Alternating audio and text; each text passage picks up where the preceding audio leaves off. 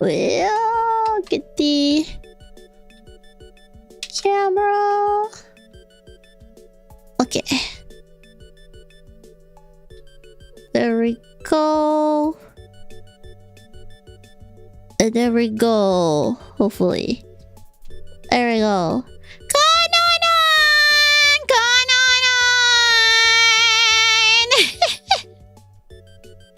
on! Got my woobles. Got the wee woo woobly bits. Got all the yarns. Got the stuff. I've pre-penetrated the stuff. Yeah, I made sure things are slightly tied up, you know, properly. We're gonna make one rabbit. Let's see how much of that rabbit we can actually make. But, I think I realized when doing this, I kind of forgot a good chunk of it. So we will see how much we will be able to do. I realized that I need to rewatch the videos and stuff again, how it started. But yeah, going on. And Zara, why are you pooping? Why are you pooping this early on in the stream? Yeah, so occasionally you guys will hear like the lady instructing me how to do things and stuff, but I wish I can like just speed run it through. Cause it's like, I remember what it is. I just need to like be reminded on what to do. But yeah, how are you today? I'm doing good. Trying to get some stuff done. Oh, I also tried out the Sonic pickle meal. Yeah, and it's very interesting. I had the pickle Rita. Yeah, the Sonic pickle. Like, let me see if I can find it, a picture of it. Sonic pickle menu. Yeah, it's like I've been getting ads for it, and I was like, I really want to try it. Let's see, the big deal meal. Oh, is this one not gonna? I need a good image. Come on, give me a high quality image. High quality image. Onegaishimasu. Maybe this one? Okay, this one. The fuck is that? Wait, I have to place it. Okay. So, it's... Wow, okay, this image is tiny. But yeah, but pretty much, the Sonic...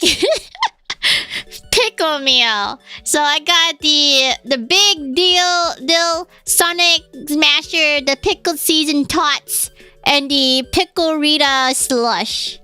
Yeah, those size. I'm gonna size shame it. Yeah, is that Boo drinks that? Yeah, it means pickle. They had like a little pickle poppin' boba as well too. Is there why you pooping again? Why? But yeah, but it got but like the big deal Sonic Smasher has like the pickles and then like a pickled ranch and stuff. Honestly, it just tasted like a regular burger. It just tastes like a regular burger with extra pickles. It wasn't anything too fancy. The pickle seasoned tots, I also couldn't taste the pickles seasoning at all. It just tastes like regular tater tots. But the pickle Rita slush really does taste like it punches in you in the face. That is pickled flavor. Yeah. I know, who would have thought it's not just campaign promotional stuff with slight different from normal food. Real. I was like hoping that it'd be like, you know, different. Cause I want to encourage, cause okay, our fast food chains suck, you know? The limit time stuff aren't like extremely abnormal. And this is the first time I'm seeing things that is like leaning a bit more abnormal, you know? And stuff. Like I'm tired of freaking fast food chains just renaming the same shit in their menu but only a different name. You know, it's the same double patty burger, but they named it freaking I don't know Doja Cat and stuff. It's so lame. It's so boring.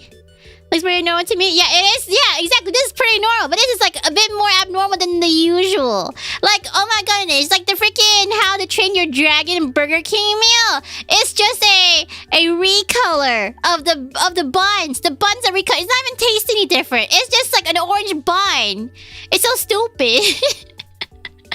They just did the habanero burger, but then they put the orange buns into the new ones, and that's it. That's so lame, you know? We got too many lame stuff. Yeah.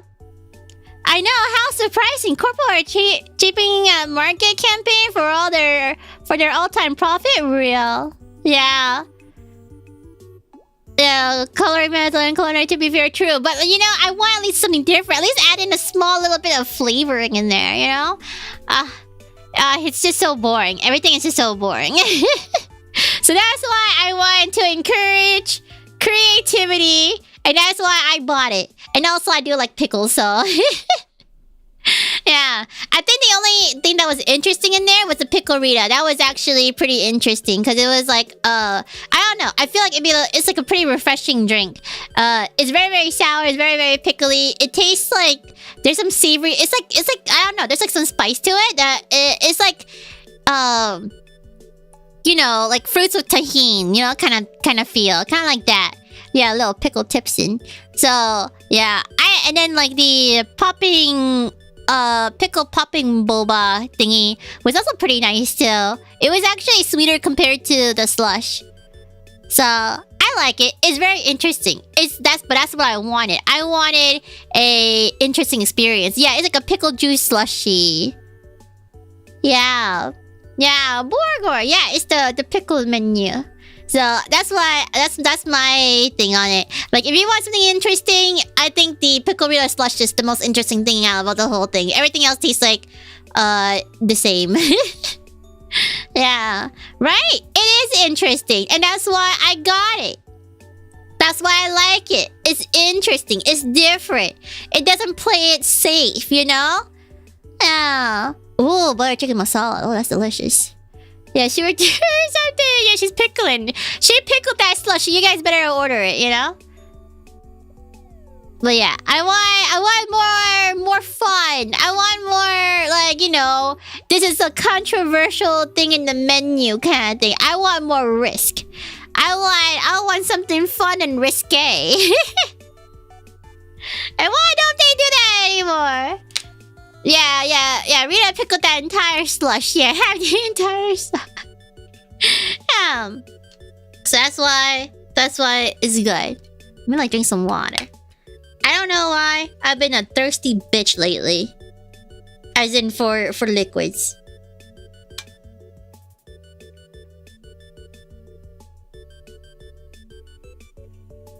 It feels like no amount of water can satisfy me. Water. Except for the pickle Rita. Pickle Rita was also, yeah. You were never not thirsty? Yeah, I was never not thirsty, unfortunately. Yeah, I've been watching out them thirst traps. The pickle Rita. Ooh.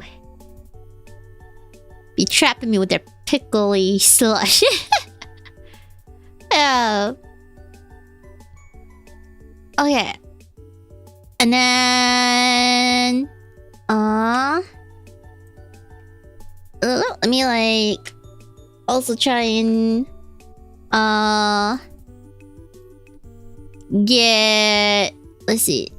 try and like get more of the base information in because let me see, because I haven't gotten a chance to take a look at it to get a little refresher. So you see, if you guys hear like a lady speaking to me, that's the video that I'm basing off of. Yeah, I am quite in the pickle. Okay. Let me see. Let me get it all up.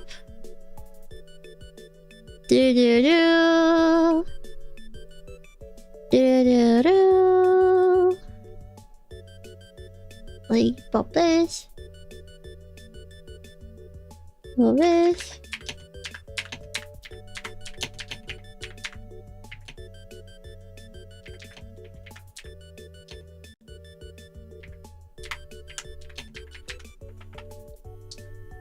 And then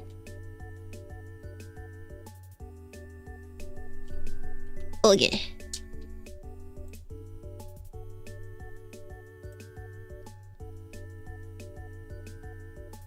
Okay, I now undo it. It's like it's only for I only did like one single stitch. Now I'm going to do the increase stitch and stuff. So it's been a while.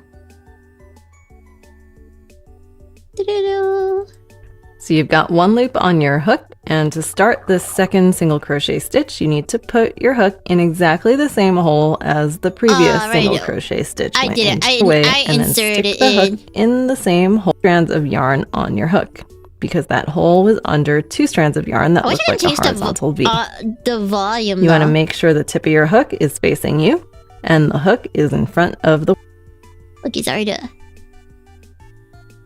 Wait, let me know see if you can like change the audio levels and stuff of this, cause it's a bit loud. Volume mixer. Hello, Boo Welcome, welcome. Google Chrome. Maybe this. Now yarn over.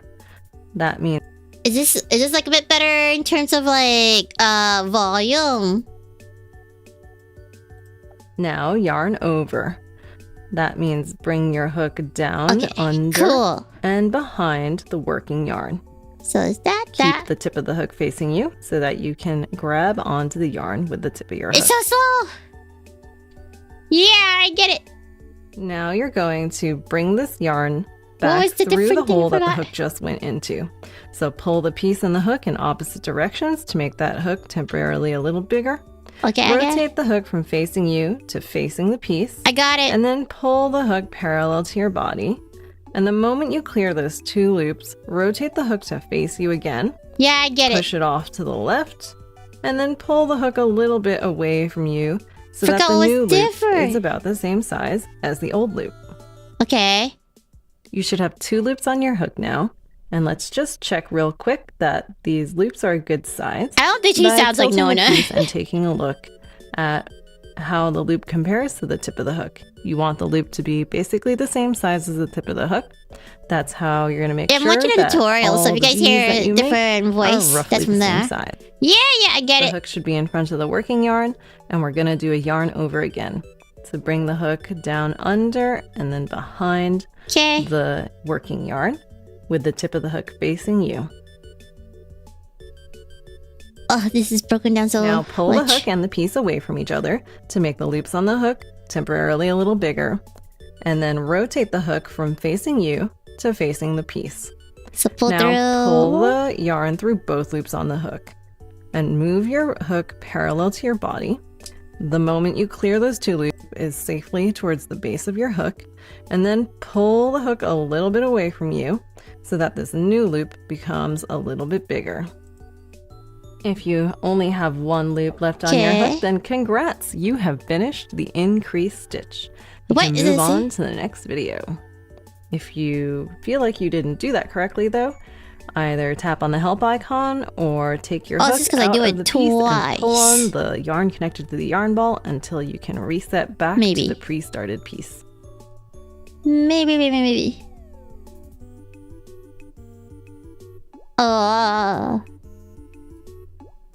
Before we continue, we're going to pause for a bit to make sure that we wind up with a wooble instead of a doily. So we're actually going to take our hook out of the piece. I guess the increase just like before we do that, we're going to pull the hook away from the piece so that the loop on the hook becomes really big. That way you have some leeway in case you're clumsy like me and accidentally pull on the yarn connected to the yarn ball. You don't want to accidentally lose any of your work. Okay. And now you can take your hook out of your piece and you can let go of the yarn. Okay. So you're going to want to get in the habit of always using a stitch marker to mark the first stitch at whatever round you're on.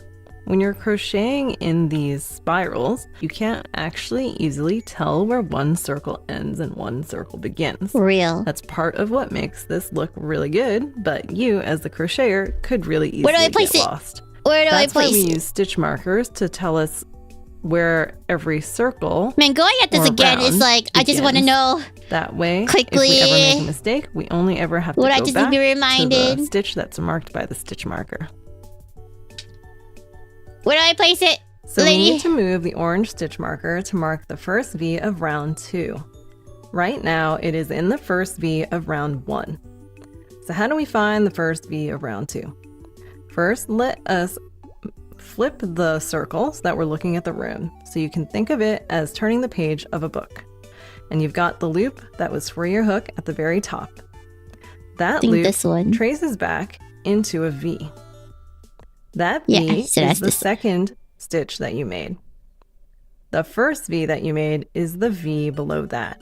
Oh yeah. It should be right above this horizontal line, which is actually a knot we made in your pre-started piece, so that in case you mess up and you want to start over again, you can just pull on the yarn and get right back to it. Okay. So the V that's right above that horizontal line is the one that you want to move the orange stitch marker under. Okay, this one. Take a good look. Unclip the stitch marker like a safety pin, and then put that stitch marker under that second V. There we go. This one. So you want the stitch marker to go under only the 2 strands that represent this V. And it doesn't matter which way you put Yeah, I got it. Okay. Before we get back into crocheting position, let's get oriented. I feel with these two. I think I would need these two later. Right-hand corner. And since we moved the orange stitch marker, now the orange stitch marker should be to the right and under this loop for your hook. The green stitch markers, though, are still off to the left. Burp, burp, burp. Now put your hook in the loop. There is a right way and a wrong way to put it in. The way you tell is that when you pull on the yarn connected to the yarn ball, the yarn that moves should be the yarn that's closer to you, the one on top of the hook. That way, your yarn won't be twisted. You want to pull it until the hook is almost right next to the piece. Remember, you want the loop on your hook to be about the same size as the tip of your hook, not this part, which is narrower. Okay, there we go. Now you need to hold on to the yarn with your other hand. And this time I'm going to show you a tip, which is you want to start wrapping the yarn. Okay, I already did that. Before moving on, let's just make sure that your piece is in the right direction. You want your hook. Yeah, I got it, lady. Next! We're going to make a second increase stitch together, and this time we're going to focus on learning two single on the same hole. Where to put the hook next. So taking a look at the yarn that's on your hook, that yarn traces back into 2 loops, 1 and 2. The first loop actually goes into a hole, this hole. That's the hole that you just finished making a stitch in. So you want to put your hook in the hole to the left of that, but not just any hole. You want to put it in the hole that is directly under the next horizontal V.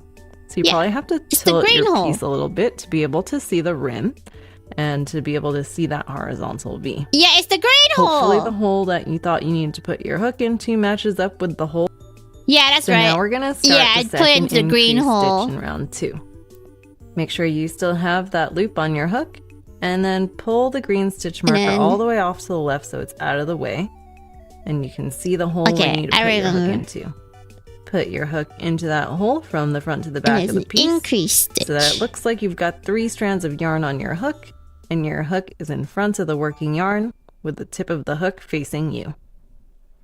Yeah, lady. I got it. There we go. I'm done with doing the green hole. 2 singles the same hole, that sounds a lot like it's somewhere spicy, real. Next, yarn over. Remember, this means bringing the hook below and behind the yarn, with the tip of the hook facing you. Yeah. Parallel to the hook away from you to make. You should now have 2 loops on your hook, and that means that you're half. Yarn over again. Remember, this means bringing the hook below and behind the working yarn. If you only have 1 loop left on your hook, then congrats, you have finished the first single crochet stitch. So you're halfway done with the increase stitch. 1, 2, 1, 2. Yeah, I did all this. I'm so good. Yarn over, but you should now yarn over. If you've got 1 loop left on your hook, then congratulations, you are done with your second increase stitch. Yeah, she got really speedy too. Before we move on, let's just double check that we have the correct number of V's. Are you shaking? Oh no, I'm shaking my legs. Second increase stitch, and remember, because an increase stitch actually looks like 2 V's, we should have a total of 4 V's at this point. Okay, I got 4 V's. I'm done. Next one. To finish round 2, we need to repeat what we've been doing in every remaining hole. We need to put an increase stitch in every remaining hole, and there are 4 holes left. Okay, so by the time you're done with this round, you should have 12 V's along the rim, starting from the one marked by the orange stitch marker and ending with the stitch that's going to be coming out of the V right before you get back to the orange stitch marker. So how many marked by the orange stitch marker. With this round, you should have 12 V's along the rim, starting from the one marked by the orange stitch marker and ending with the stitch that's going to be coming out of the V right before you get back to the orange stitch marker. Some of you might have gotten the hang of it already, and in which case you can just blast right through this, but it is pretty common to accidentally put the hook in the wrong hole since you're just learning how to crochet, and then wind up with the wrong number of stitches at the end. So I'd recommend just following along for a little bit longer to make sure that you're putting your hook in the right place. Nah, I got it. I don't need these. I just need the orange one. What? Okay. So let's see. 4 more. Increase stitch. Wow. Where is... There we go. Boop. Okay. I got it. But I've done this before, so it's fine. I just need like a reminder. Yeah, and then there's like 4. 1, 2, 3, 4. Yeah. Yeah, so this will be fine. So 1. So this is 1.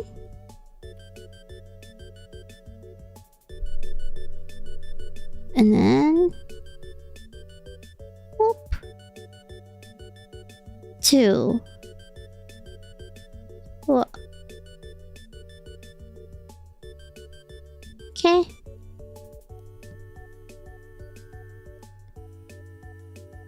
Then let me see.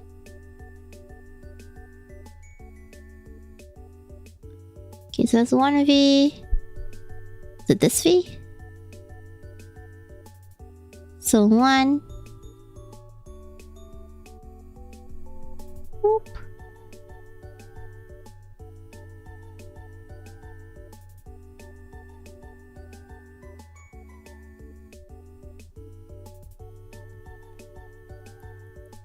It's kind of hard to see the V's though.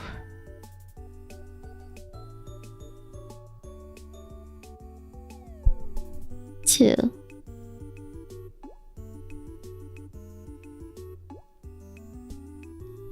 Whoop.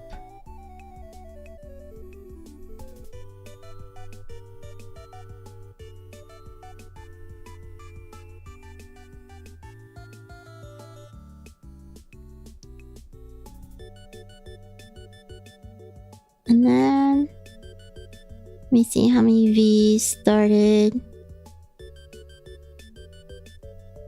off from that. 1, 2, 3, 4, 5, 6, 7, 8, 9.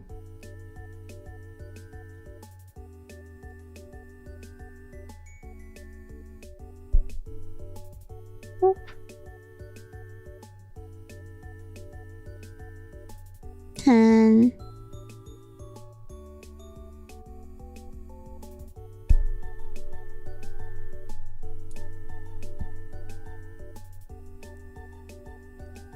Is it that?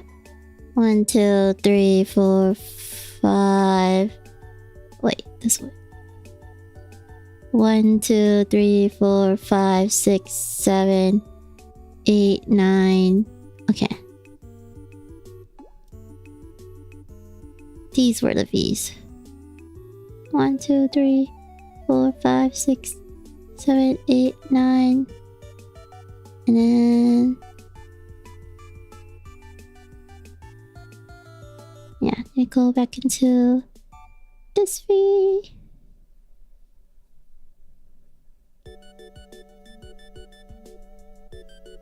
And then this V. Boop.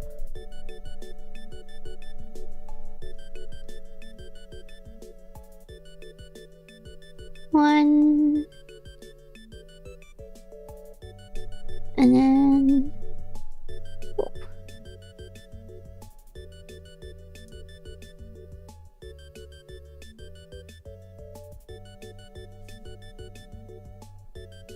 Goodness.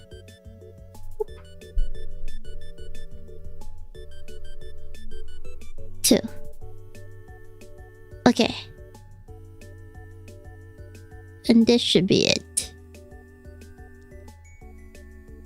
1, 2, 3, 4, 5, 6, 7, 8, 9, 10, 11, 12. Or is that 13? Oh, that's 12. Okay.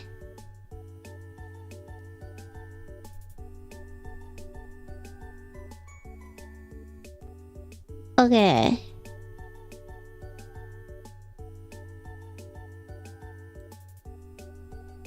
So to finish round 2, we need to repeat what we've been doing in every remaining hole. Because we're starting a new stitch, we need to put our hook in. Wait, So to finish round 2, we need to repeat what we've been doing in every remaining hole. was this We one? need to put an increase stitch in every remaining hole, and there Oh, yeah. are 4 holes left. So by the then yarn. Now yarn over again by bringing the hook. Du, du, du, du, du, du, du. And since you've done the increase stitch quite a few times now, I'm gonna go through the whole Thank you for stitch popping by in to this me. one Hope you video. nice day. So we're gonna do a yarn over and then pull that yarn through just the hole that the hook just went into. So you I'm gonna let you do the last 2 increase stitches by yourself since we've done some increase stitches together. You can always go back in the videos if you need a refresher on how to do the stitch or know where to put your hook. What I wanted to show you is what it should look like when you're done. You know you've hit the end of the round when there are no more horizontal V's for you to crochet into. So you do not want to crochet into the stitch mark by the stitch marker because that stitch is always the first stitch of whatever round you're on. That means the last stitch of the round needs to end before you get right back to that orange stitch marker. Yeah, I'm good. And then Every time you finish a round, you want to get in the habit of counting that you have the correct number of V's around the rim. In the next video, I'm going to teach you how you know how many V's you're supposed to have, but for now, just trust me when I say you're supposed to have 12. So let's count the number of V's starting from the one marked by the orange stitch marker.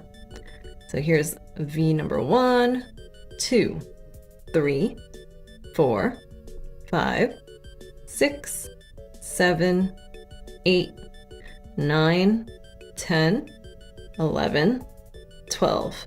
Remember, you don't count the loop for the hook as a stitch. Great. I have 12 stitches in round 2, which means I'm good to go. If you don't have 12 stitches or 12 V's, check out the help icon. Yeah, I did it. I did it. Oh, look at that. Uh-huh. Here's a diagram to help explain what we just did and how you can visualize a pattern. Yeah, I understood. So let's recap what we just did for round 2.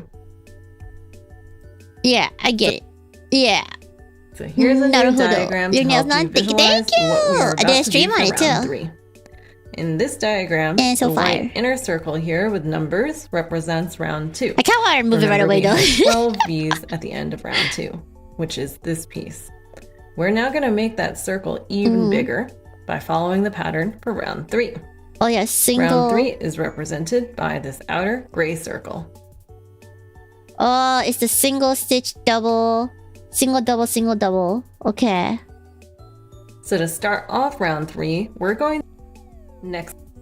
Then we go back to the beginning of the bracket. Okay. Round 3. For round 3, we're gonna take our circle. Okay, got my circle. Turn it into a bigger circle. Turn it into a bigger crochet circle. Stitch with an increase stitch. Because we're also alternating stitches, sometimes it can be hard to remember what stitches you've already made. So I'd recommend grabbing some paper and a pen, and I'll show you how to keep count and keep track of your stitches. So let's get back into crocheting position. Put your hook in the loop for your hook, which should be in the upper right hand corner of your piece, where the orange stitch marker is immediately to the left. Now pull on the yarn connected to the ball, and the yarn that should move should be the yarn that's on top of the hook, the one that's closer to you. Pick up the yarn with your yarn hand and wrap it around your hand as close as possible to the piece. Oh yeah, this is prep. To start round 3, we're going to crochet a single crochet stitch, abbreviated SC. And it's going to go into the stitch marked by the stitch marker. When we first were learning how to crochet, I told you to leave the stitch marker in there, but actually I would recommend taking the stitch marker out first before you put your hook in there so that you don't accidentally stretch the yarn out too much. So just take a really good look at what horizontal V that this orange stitch marker is currently under. Then take the stitch marker out. You can hold on to it or drop it, and then put your hook under that same V from the bottom up. So it should look like you've got 3 strands of yarn on your hook. Now yarn over and bring that yarn through the V so that you have 2 loops left on your hook. Yarn over again and bring that yarn through both loops on the hook. And pause. Okay. Oh my goodness. I hate this little fucker in the background. Oh my god, stop it. Okay. So, pull them in. And then, okay, and that's the single one. And I think that's the area. That's the V. Now I'm supposed to place my little thingy at. Boop. Boop. Boop, boop, boop, boop, boop, boop, boop, boop.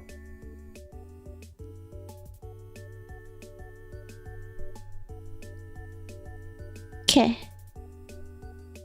Let's double check. You've finished your single crochet stitch, and because this was the very first stitch of your new round, you want to immediately put the stitch marker under the V that you just made. Let's pull the hook away from the piece so that the loop is quite big. Turn the piece to look at the rim and look for the V that this loop traces back into. That is the one that you want to put the stitch marker back under. Great. Great. Also, because this pattern is getting a little bit trickier, I want you to pause and also write down the number 1. You have made the first V in round 3. Yeah, I made 1. Now get back into crocheting position. Okay. Next up, the pattern says to do an increase stitch. So to figure out where to put your hook next, take a look at the yarn that is wrapped around your hook. That yarn goes through 2 loops, and that first loop that it goes through traces back into a hole, this hole. So we want to put our hook in the hole immediately to the left of it, but you might accidentally think that it is this hole because that's what you can easily see, but you don't want to put it in just any hole to the left of it. You Not want to any put hole. your hook under the hole directly underneath the next horizontal V to the left of the stitch you just made. So you want to put it actually under or into this hole here. The next hole. Okay. So this is what I think. Now we're going to do the increase stitch, which is 2 single crochet stitches in the same hole. So yarn over, bring that yarn through the V so you have 2 loops left on your hook. Yarn over again and bring it through both loops on the hook. You're halfway through the increase stitch. So double. 1, 2. Going back in for seconds. 2. Do, do, do, do. Okay. Yeah, yeah, I'm doing good. Trying to get my memory back on how to do this. So I So can you hopefully just finished zoom the first single through. crochet stitch. That makes this up half time. of your increase stitch. And before you move on to the rest of the increase stitch, take a moment to pick up your pen and write down the number 2. You've just made the second V. So now we need to make the second single crochet stitch that makes up the second half of the increase stitch by putting it in exactly. Yeah, I did So that. why did I ask you to write down the V that you just completed every time you finished a V? That's because you are probably going to lose track of what stitch you're on at some point doing this round, since it's a lot to keep track of. So whenever you lose track, you can always just look back at these numbers and tell where you are. Since you know that the first single crochet stitch in this sequence counts as 1 V, and an increase stitch counts as 2 V's, if you see that you have done a total of 3 V's so far, that means you've finished 2, 3, one sequence 4, of 5, a single 6, crochet stitch followed by an 7, increase stitch. 8, 9, If 10, you 11, just finished doing 4 V's, 12, then you know 13, that you 14, went 15. and finished another single crochet stitch. Because you did okay. 1, 2, 3, and then you're just finished your. Okay, I think I got it. Okay, so that's 2. Next is 1. This one would be 1.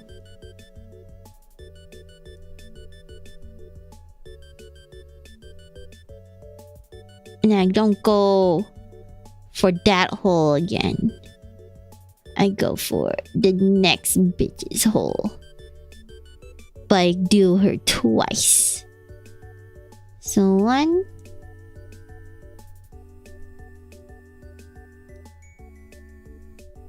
Going back in for seconds. 2. And then go for the next hole 1 time. Fresh hole. Going for that once. Whee! And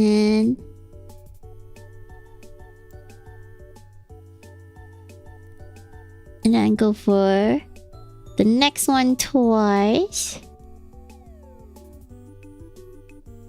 So this one. Ooh. 1.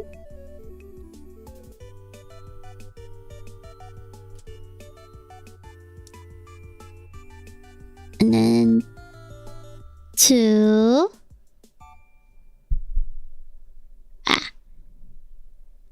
2.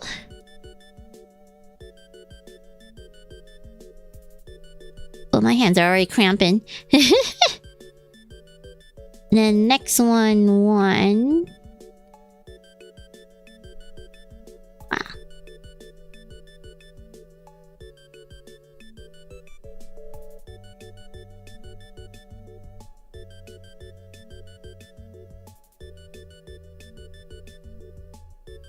And then the next one, 2.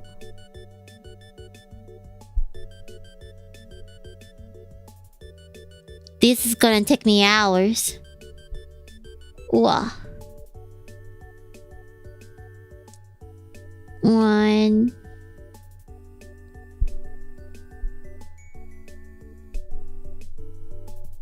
Wow, oh my gosh.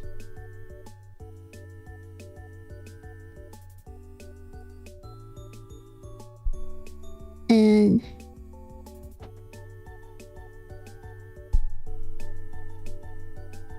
2. Oh.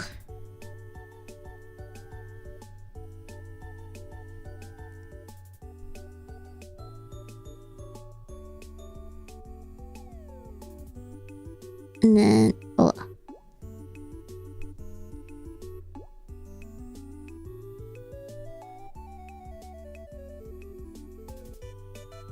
There's so many V's left. Okay.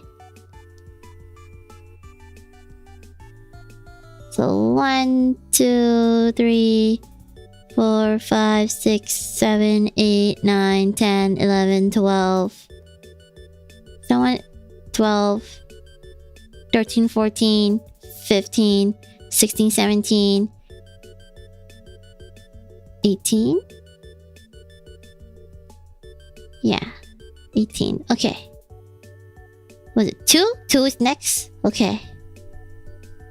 Wait. Let me see. V. 1, 2, 3, 4, 5, 6, 7, 8, 9, 10, 11, 12. 12, 13, 14, 15, 16, 17, 18. Okay. I ended in a single stitch, I think. Yeah. Okay. Is it harder for holding a yarn? It's neutral. It's like not in the way. You know, because I'm using like full-on motions and stuff. Yeah.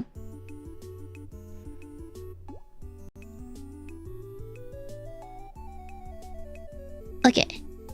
So next one was 2. Wait, where was I? Okay, yeah. Oh, I lost track of where I was at. Oh, it's okay. I think it's this one. Okay, 2. And the terminology? Yeah, so the single, let's see. Single crochet stitch is like you go through one of the parallel V's. You go to that, and then go through the hoops, and that's like 1.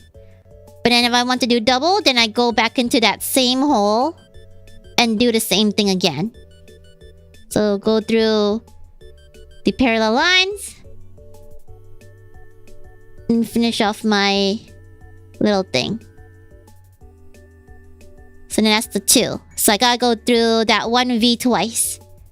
While for a single stitch, I go through the V once. So I go through this V, and then I bang her once. No more, no less. Yeah, and then and that's just 1. And then and I need to do 2 again, so that means I go to the next V, my next victim, and I go through it twice again. So whoop. So I do the hoop around, go through the V, whoa, and then finish it off by finishing these 2 loops. And then I need to go through the V again. So hard to see.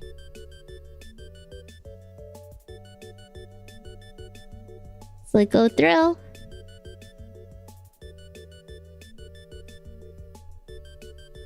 And then I finish it off.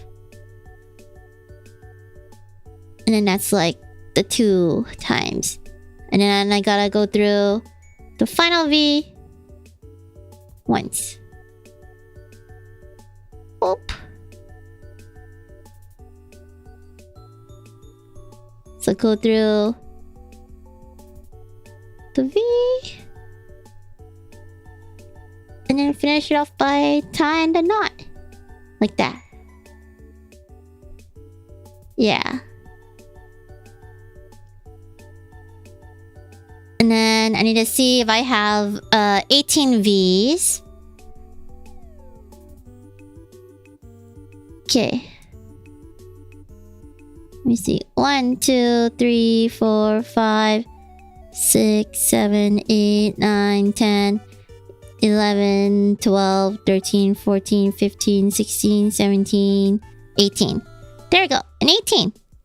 And now I'm ready for the next round. Yeah. Yeah, I know that machines can knit, but they cannot crochet. That's why crochet items are usually supposed to be worth a lot more. And that's why not many places actually sell crocheted items either. So we made it through one sequence of a single crochet stitch followed by an increase stitch. So I am remembering when you're done with round 3, it should look how it something goes. like this. You should have crocheted your last stitch in the hole right before you got back to the stitch marker. Yeah. Because remember, you it's all only coming ever back put to me. the first stitch of any round in the hole marked by the stitch marker. And you also want to have a total of 18 V's all the way around. So let's count that. Starting from the one marked by the stitch marker, I see 1 V, 2, 3, 4, 5, 6, 7, 8, 9, 10, 11, 12, 13, 14, 15, 16, 17, 18. There we go. Remember, the loop for your hook does not count as a stitch. Yeah. Crocheting while machine and AI make other art real. Practically. I think I kind of like So for prefer round 4, embroidery more. We need to do the sequence in the brackets a I also total want to try of 6 out times, punch needling and which stuff is how too. we're going to end up with 24 V's in the parentheses. Okay, so 2 single, Another 1... way this pattern could have been written is like this. Okay. Okay, so 2 single stitch, 1 increase stitch. So okay, so it's like 1 1 2 1 1 2 1 1 2. Okay. 6 times. Okay. 24 V's. Okay.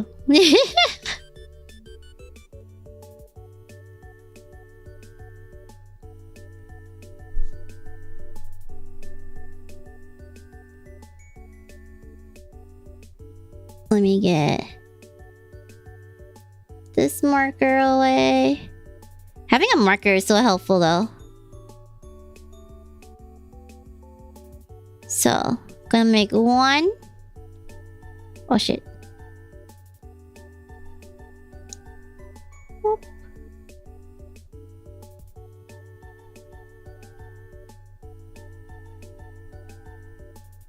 Okay.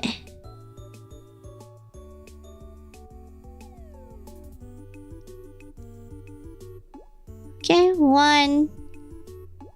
And then... What? Oh no! I dropped it!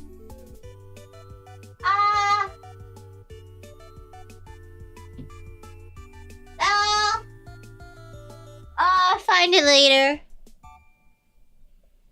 It's okay, we have green ones too.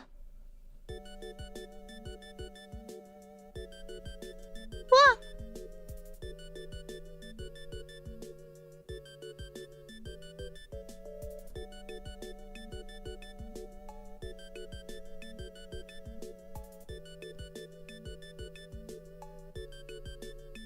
Okay, and then... Boop. Oh my goodness. Plop it in there. Okay, there we go. Now I got my marker. Yeah, hold on, doing well. Oh, comical. Yeah, doing good. Just trying to get things done. It is a bit more trickier for me to see with it being white though. That might be just like my poor eyesight.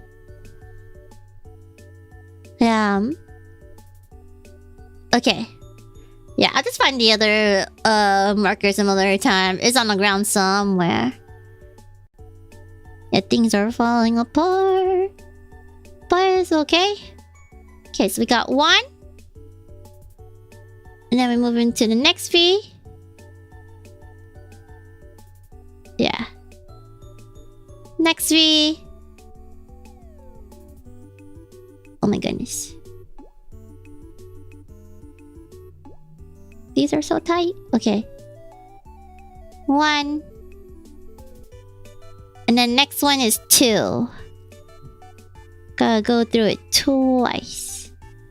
So this V. Ah.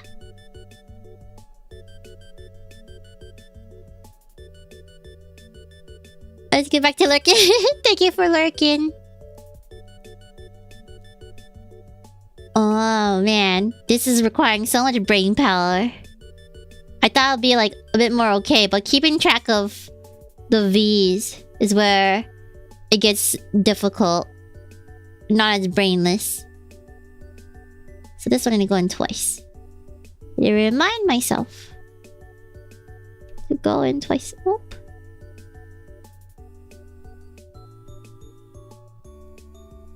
Come on. One.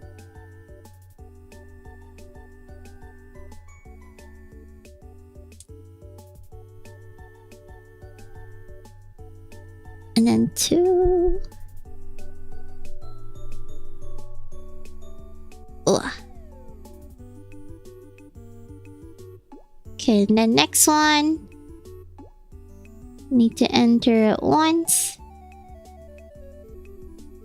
One.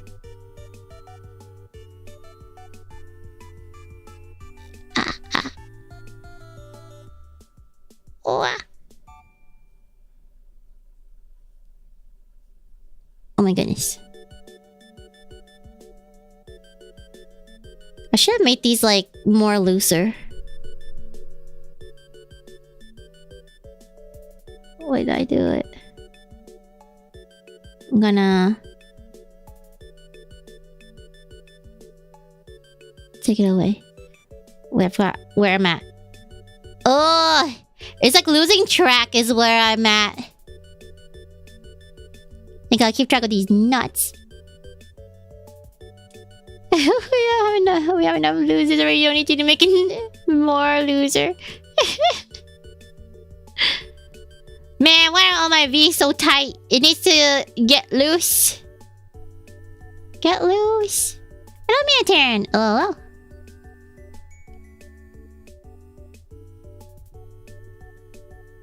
Makes it so hard for me. I should have kept it as like being nice and loose for future Non to work with. But no. Past Non did not take future Non into consideration as per usual. How inconsiderate. Let's see. 1, 2, 3, 4, 5. So 1, 2, 3, 4. 1. So single, single, double, single. Oh yeah, I need to touch the single, right? Single.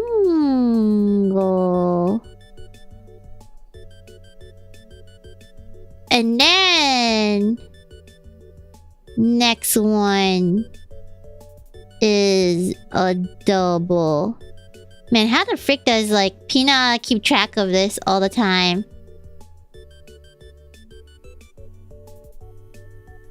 One.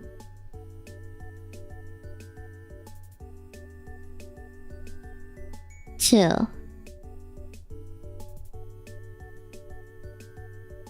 Like Tyler is yeah.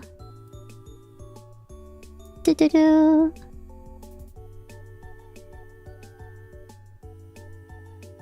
Yeah. I know what I understand, but you know, I'm just like doing it the way I wanna. I know that the tighter means that, you know, less hole is like visible, but also I kind of like figure it out myself.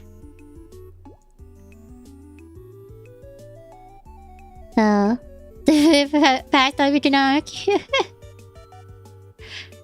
Yeah, look, some crocheting skill wants to become a mom IDK. Many seem to be exclusive for mothers. Real. Yeah, I tried it once a long while back. I got halfway done with Sky before I lost interest. Oh, that's such a mood. That is such a mood. Yeah, I think I prefer... Like, I think I would have like embroidery more if it weren't for having to like putting the needle through the thread through the needle constantly and stuff. For this one, it's like I tend to lose track. Like I think it's like it can be fun to do, but doing it in a circle makes me lose track. I wonder if like I would enjoy crocheting more if like it's with, you know, even bigger thread, like those ones where like you do it with the blankets and stuff, because that one seems fun. And then doing it in like a square shape might be like easier for me to keep track of than a circle shape. Real big needles? Nah, like the yarn is like super thick, like probably thicker than my arm kind of thing. And then they just kind of like whoosh, whoosh, whoosh through, you know? Like, let me see. Giant crochet blanket. Like it would, like it's huge that people just use their arms to do it. Like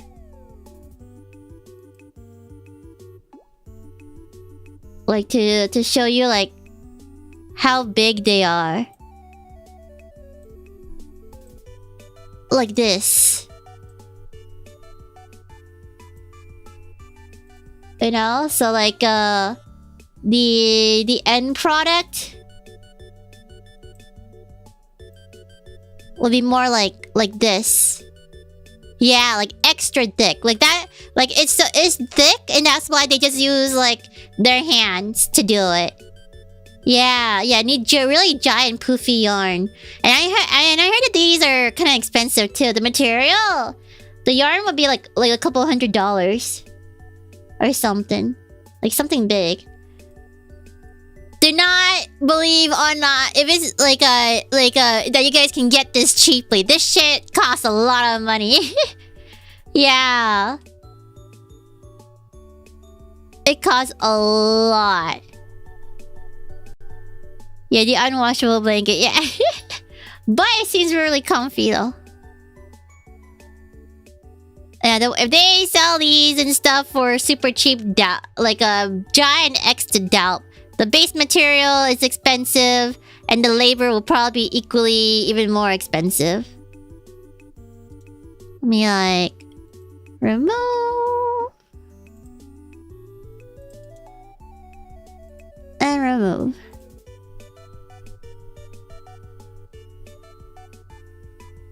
But yeah, but it seems like, you know, pretty aesthetic, pretty cute, and it looks really nice and fluffy.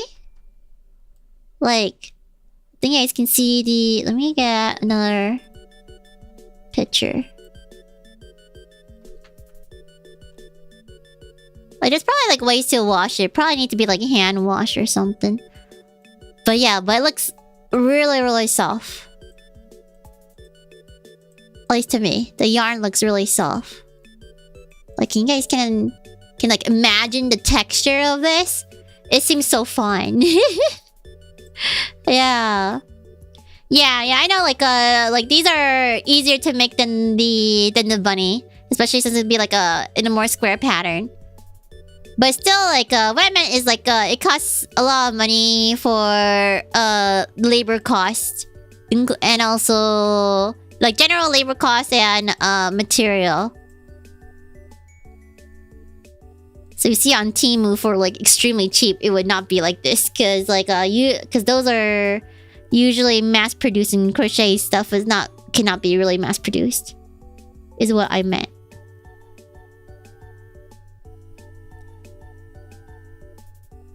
Let me see. 1, 2, 3, 4, 5, 6, 7, 8. 8. Yeah, Temu mentioned, yeah. Also be careful. I heard that Temu, like, there's a lot of like sussy chemicals and stuff. Don't buy chairs from Temu. You never know that they can explode and fracture your butthole. Literally. And you'll die. 1, 1, 2. 1, 1, 2. Okay, next one. Yeah. Like, cause there's like, the cheaper made, ones that like, you know how like there's an adjustable thing for your chair?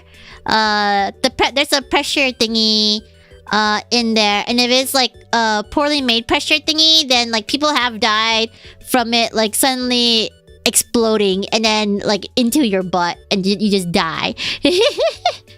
Yeah, the gas pressure thing exploded. Yeah, I saw the news. Yeah, that. Yeah, real thumb is, yeah, if you spend a lot of time with it, yeah, don't cheap out on it, real.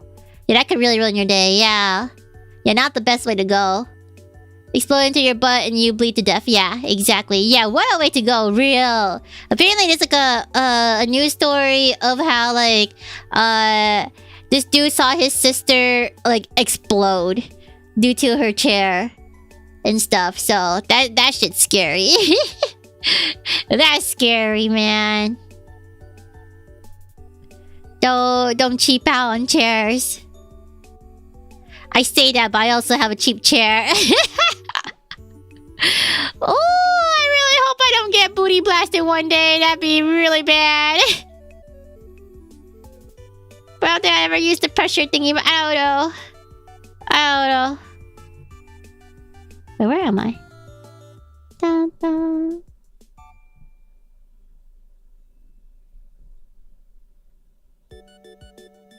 So 6.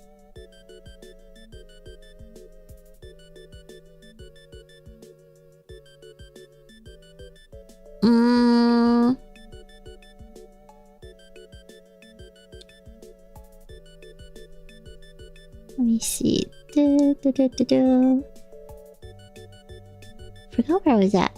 1, 1, 2. So it's a single. 1, 2, 3, 4, 5, 6, 7, 8.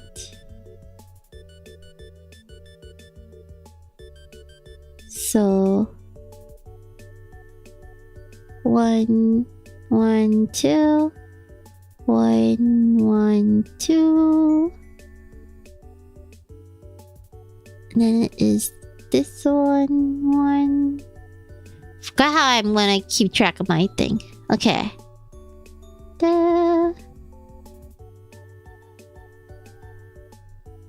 I think it's this one. I think I was left here.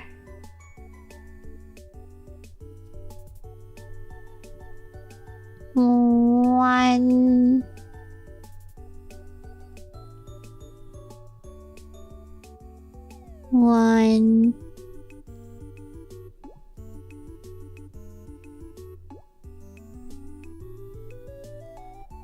Whoop.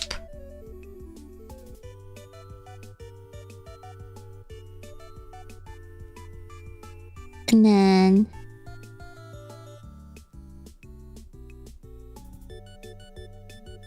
2, 1.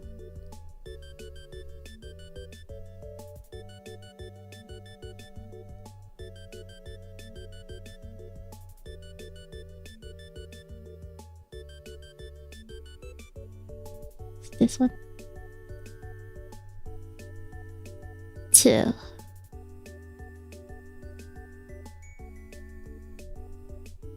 I guess I'll see if I need to restart later. And then I love me some single stitches. 1.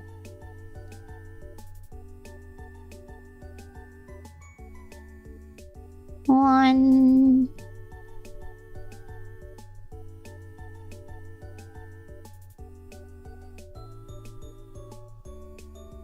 And then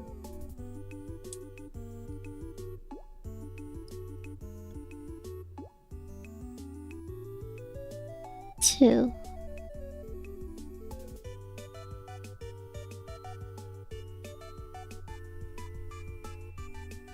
Whoop.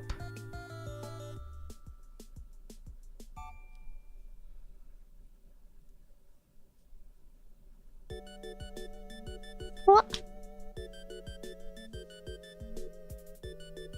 And then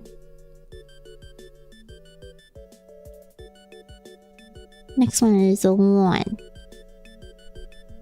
Gotta check my leg get hurt. No worries. Just chilling. Comes you put on your body, get it with moving parts, literally anything that has a circus stuff that put in your bedroom. I think those are things I would never cheap out on. Real good thing to never cheap out on those. And also things that you eat. Oh, at least like don't purchase like random candies and stuff from Temu without checking out on things. Most people booty blasting stream would be like an OnlyFans, but for now it's just getting her ass exploded from a cheap chair. That's my stream. Yeah, I mean, I don't know how to explain it, you know? Booty blasting is exactly the terminology I would describe from, you know, a chair exploding in your ass.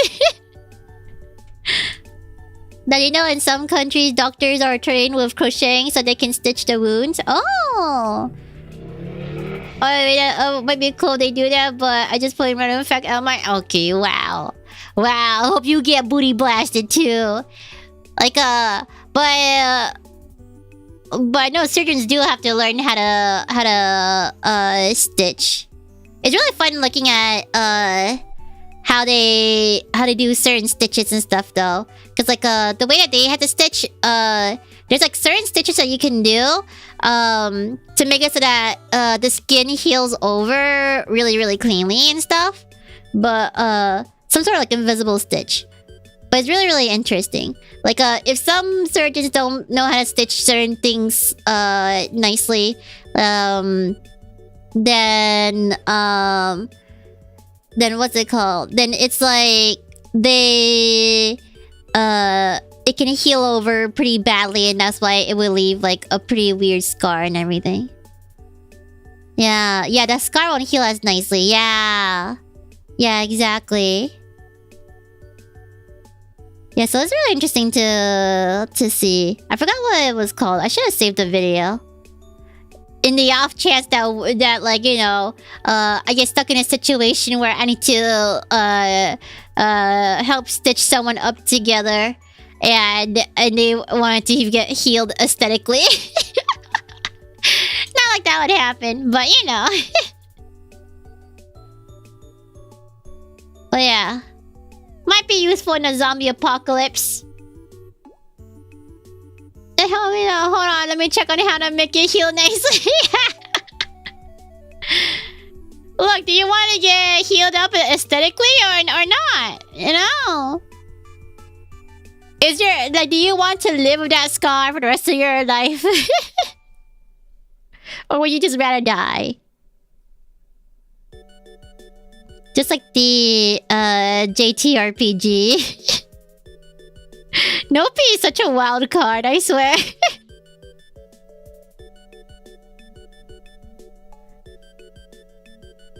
Oh, his card looks sick. Well, I can't really guarantee that it'll look sick. Did some of you guys go to the JTRPG at Aries channel, the D&D one? No, that's the thing. Yeah. That's true. Yeah. Also, to preface, okay, in order to save on time, we use like presets of our classes. Yeah. Like what's it called? So that's why if certain things are like a little bit off and stuff, like how my proficiency doesn't really match with the items that I have in my inventory, it was because that's the preset that we had for Rogue. The scar looked dull more on over a spot, like on my ass bitten than yeah, I don't want to be scarred. Coco didn't breathe me to death, yeah. It's so cool. The whole setup is really cool. Oh shit, I do What am I on?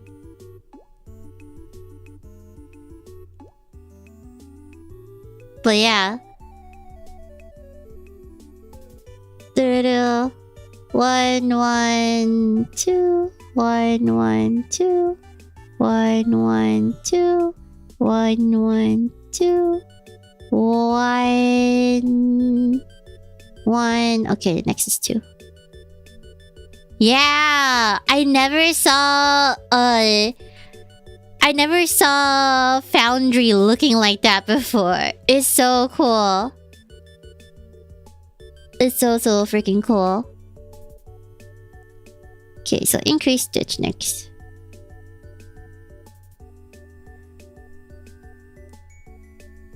But yeah. And like his whole setup is really cool. I never saw it being like that ever before. So what was it? The last time I played D&D was like like practically a decade ago. So it's been a super duper long time. Wait, am I doing it in the right V? Whee! Let me just...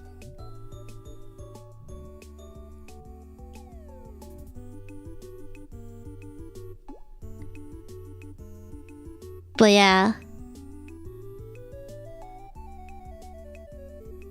Like how did... I think like... We just used the dice roll. I don't think like my DM even had like the thing where like you just need to press the button and it'll just handle it for you. We just did it like by hand. Almost. Yeah, no, for D&D in college, but after that I had a consistent group for a long while now. Oh, that's so nice. Yeah. Like it's hard to get a consistent group because you know everyone gets busy. Adult life be happening and people are away. And plus like since we all like kind of started to live far from each other, got harder. I think we only tried online like once or twice.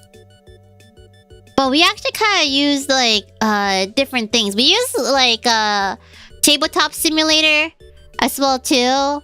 And then we also like played it IRL. That was also really fun. We made a giant mess. Yeah.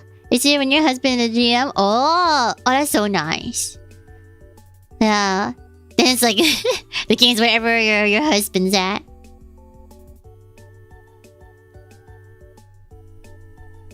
Nah. 1.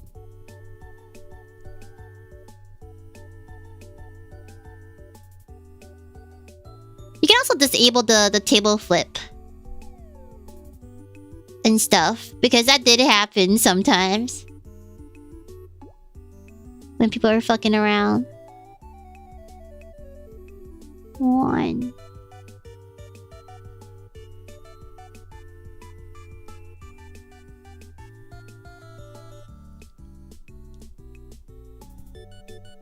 I think there was like a one tabletop sim like a preset that had cards or something, and there was also an iPad in there, and then you can actually Google and stuff in there too, so it's connected to Google, and it was really funny because like I wanted to see like, can I watch porn on it? And yes, you can. You could search up porn in the little iPad on Tabletop Simulator and find porn. It's pretty fun. Yeah, it really just works as a little PC. It's so funny. Let's play IRL days, but hard to get people to even commit to online now. Real, yeah. Yeah, what does she mean by this? Do you look it up yourself? Yeah, look it up myself. Like, I saw, what is it? Because on Tabletop Simulator, right? There's like, sometimes there's like a fake iPad on there. At least like one of the preset that we used had an iPad on there. And it was connected to, you know, just regular Google and stuff. So you can just actually look up anything. And so, I tested out like would they like have any like security measures against like, you know, searching prawns? And now it's you know, you can do it. Yeah. If you guys ever want to have a little watch party with friends, you can also do that on a small little iPad on Tabletop Simulator. It's very funny.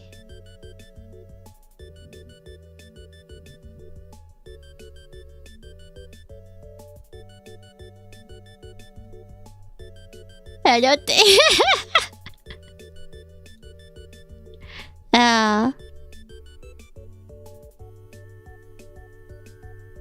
Zoom. Okay. That took me forever to do because I got distracted. Okay, 24. 1, 2, 3, 4, 5, 6, 7, 8, 9, 10, 11, 12, 13, 14, 15, 16, 17, 18, 19, 20, 21, 22, 23, 24. Wait, let me count it again, just in case. I never trust myself with counting. You're like...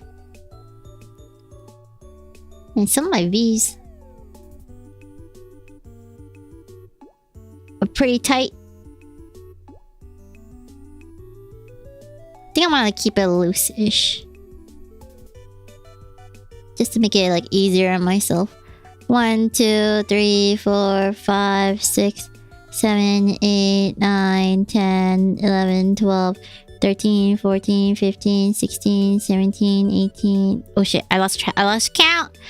1, 2, 3, 4, 5, 6, 7, 8, 9, 10, 11, 12, 13, 14, 15, 15, 16, 17, 18, 19, 20, 21, 22, 23, 24. Okay. I got it.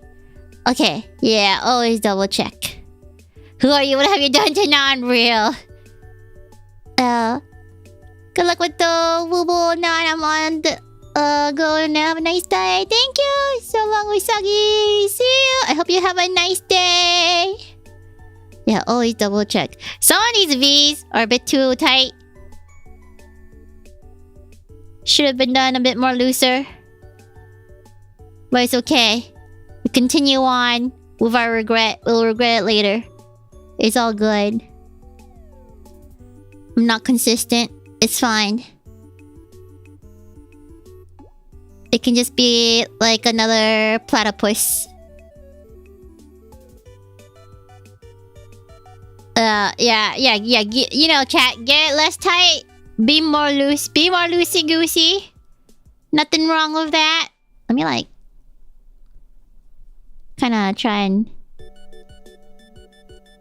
get some of these to be... a bit more loosey-goosey. Make it a bit more... easier for me to see. Okay.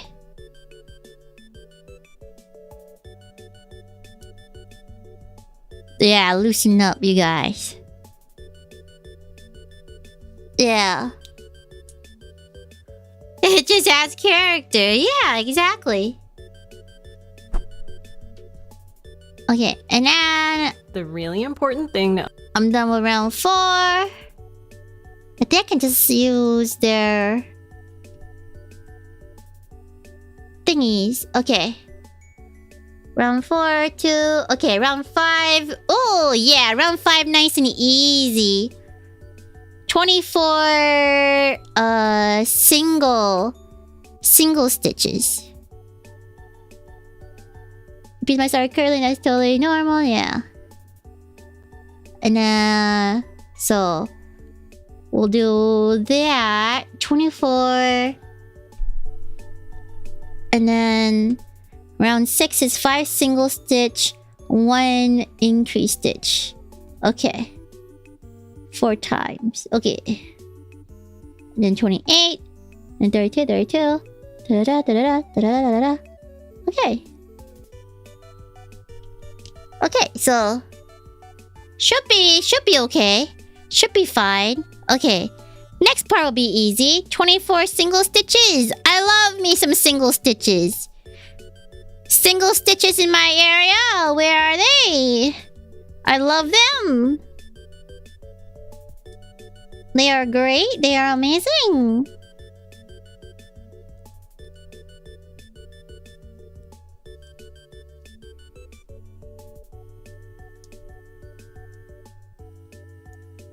But man, it would be nice to do like a super long session one day with everyone. Cause like even though like the single or two session stuff is fun and nice for stream and all, I kind of like the story of like longer sessions. Yeah. But today is day one. What am I today is day one? But yeah, it's so fun. I can't wait for some of the future sessions though too.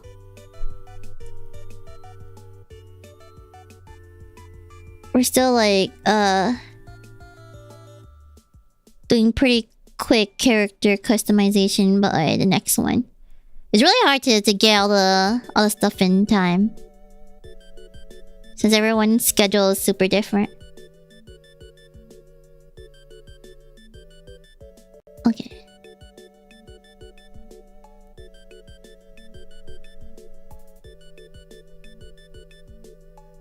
And then boop.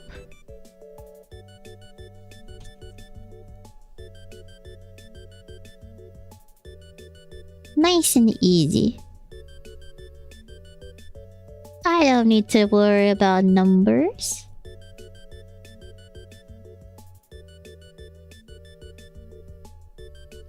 Yeah. I know like in the future there's gonna be a JTRPG session. And this one was made by the creators of Higurashi. So I'm really curious. I'm really excited to see how the story unfolds for that one.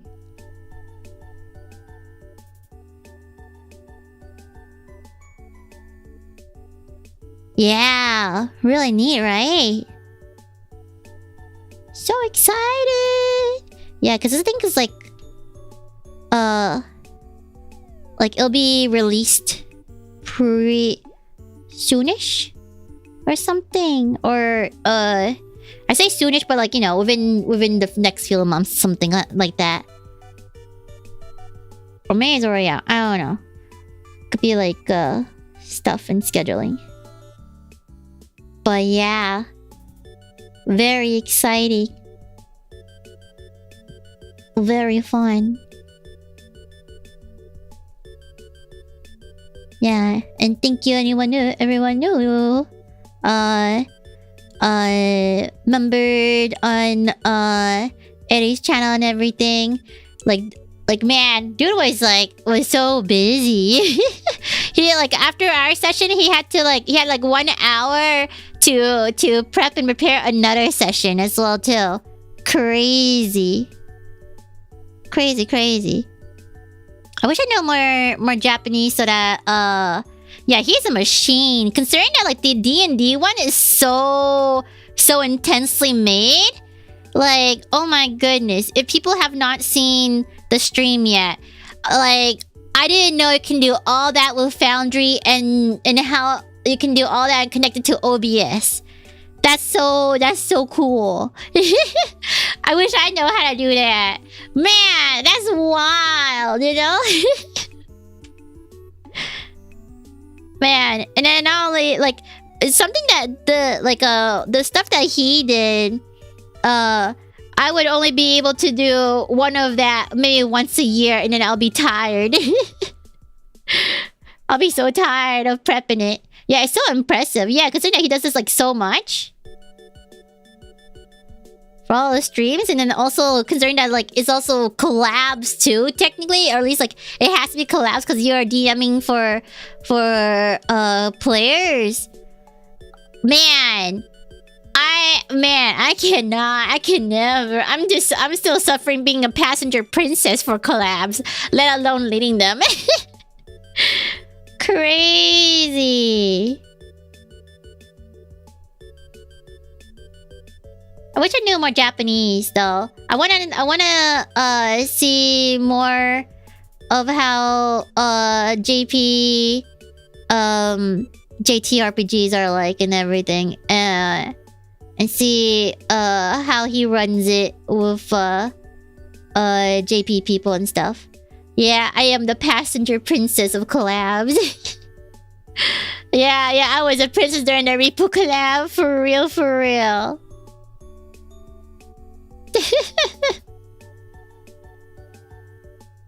And we still have another one. Is it another one this week? Let me see.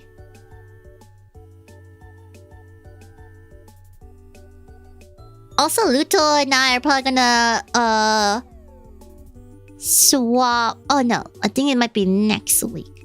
Is the last Repo collab. But this upcoming week, we got me and Luto gonna swap Don't Starve together for Minecraft. Because like we really want to get the Prima Minecraft server to hit that good old industrial age soon. And get more stuff done. Do Minecraft together, why not?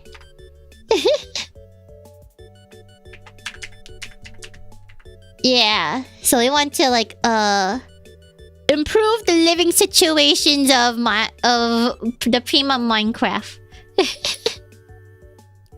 I kind of really like what is it? Being a part of a new server, you know?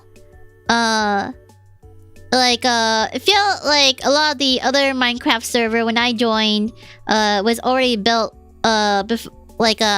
before I got a chance to be in there. So it's just like doing things. But I kind of like the feeling of like doing it from scratch. Just like how like with Sony. Sony server got a chance to be there and do it from scratch.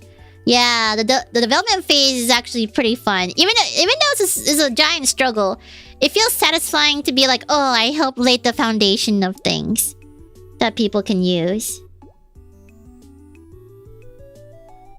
Yeah, can we get to the server where everyone's already established? Yeah. Then it's just like, it just became like a museum, you know? Like, which is, you know, also really, really cool. It's really cool to see what other people made. But it's kind of like, they're done building all their stuff. They're probably, most of them won't be active anymore, kind of thing.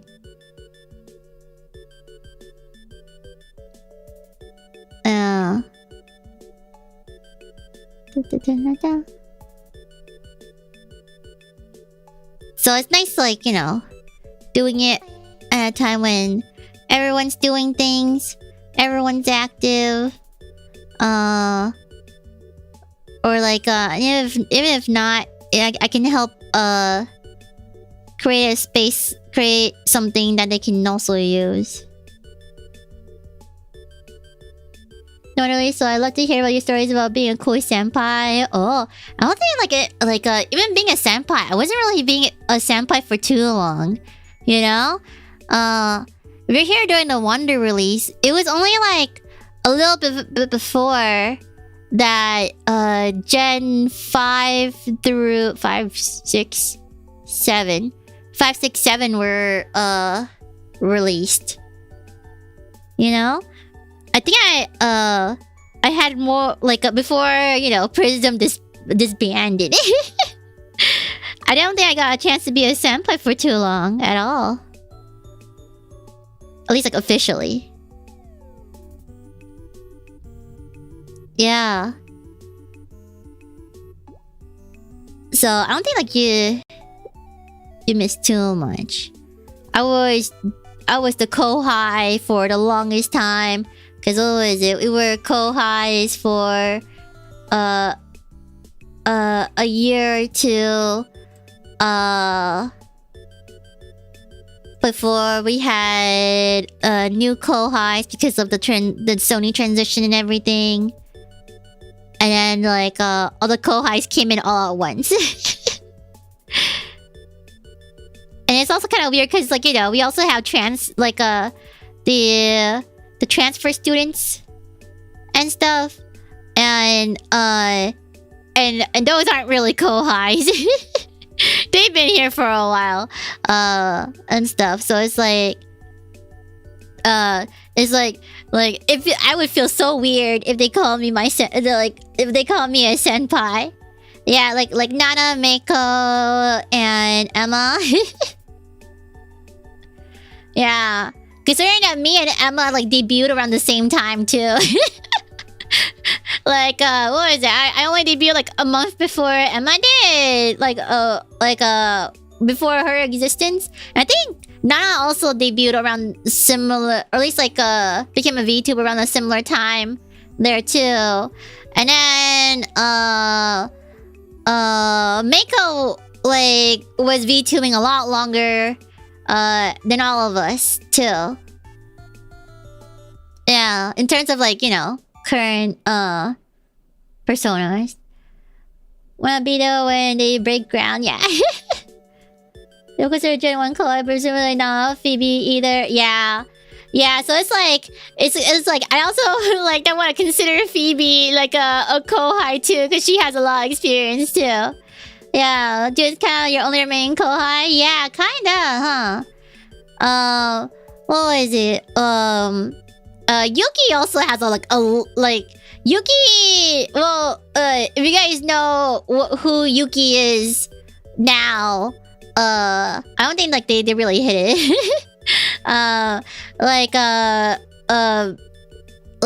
He's been here since the beginning of Vtubing. He's he's been here since like the beginning of Vtubing in the West, at least, before it got popular. Yeah, there were some very obvious points in his direction. Exactly. Yeah, so it'd also be really weird to call him that too. And then let's see. I think Lana VTubing wise, she's more nuanced, but as a content creator, she's pretty well established. Yeah. And then I think Cole would be like, I guess the more, I don't know how when she had started, but I guess she would be like the more stereotypical new-ish. But I don't know, but I feel like she's also been here around for a while too. But then she also have not been here around for a while because she also graduated. Yeah. Just disappeared. Oh, Cole graduated. She would occasionally appear here and there. Yeah. Yeah, like Gen 1 through 4 happened really quick, then a couple years, and then Gen 5 through 7 dropped. Yeah. Yeah, Cole is a super cool person. She is so cool. And her original song is so slay.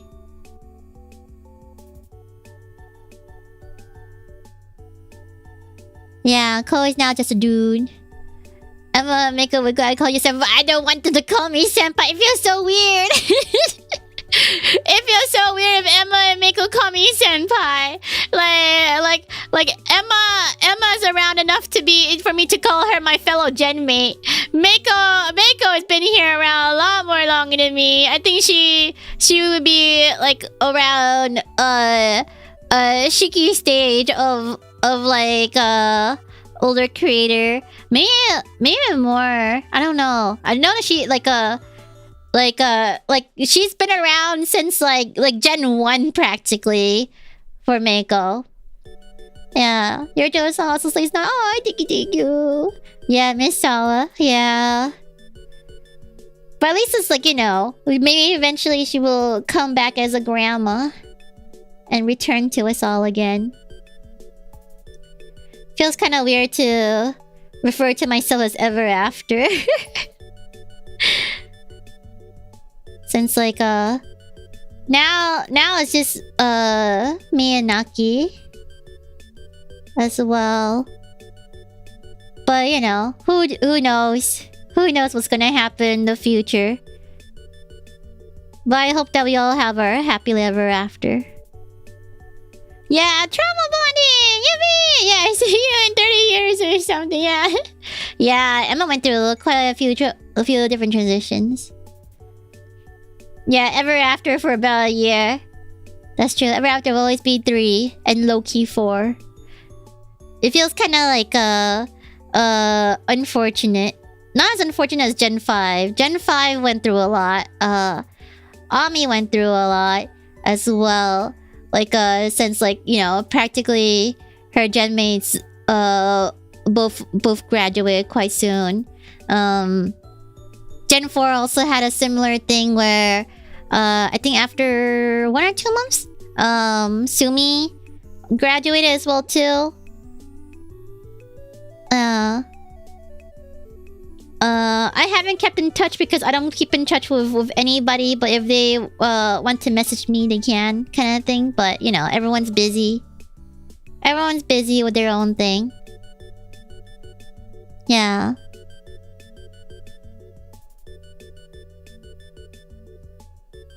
Yeah, it feels kind of like... I don't know. I feel like, low-key, I felt like a lot of my fears for when Prism... disbanded kind of came true, where there's nothing that really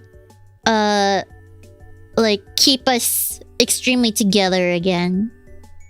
Nothing like a good old contract to keep us all together forcefully. Yeah, but you know, time will change. Time have changed. Things have changed. Who knows how things will be? Yeah. So fun when you set up before your gaming collab went viral, Twinkle becomes a manager and Uncle launches an agency. I don't think Twinkle knows how to run things as a manager. I think I would still need to commission a manager if I do.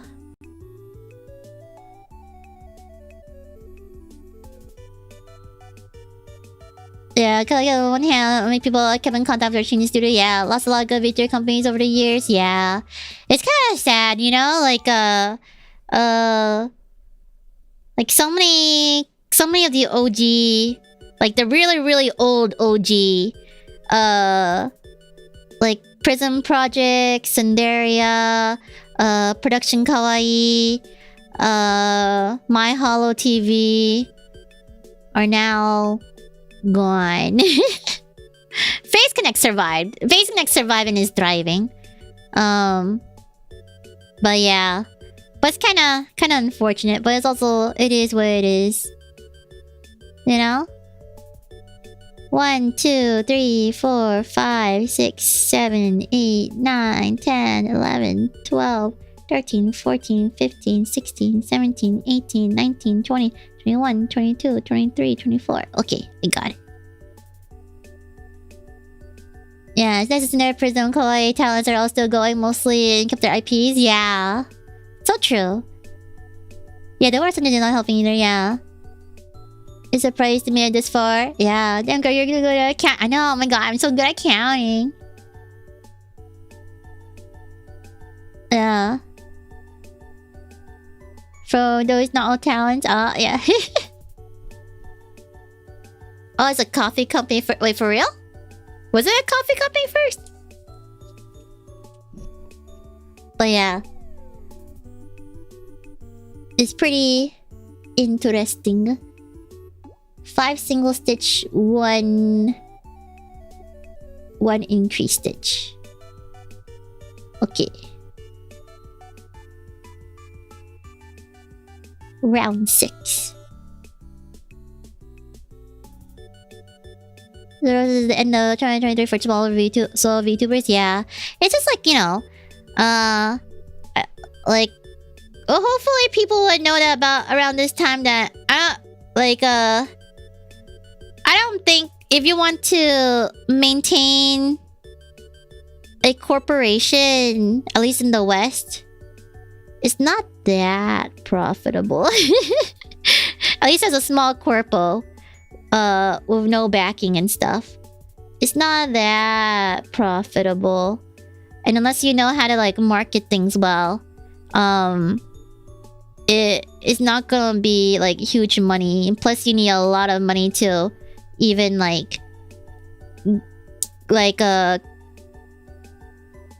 be relevant in this current sphere, you know? Like to market yourself to even get eyes on you kind of thing. Because doing it the good old way isn't going to cut it anymore. Oh, I did it wrong. Wow.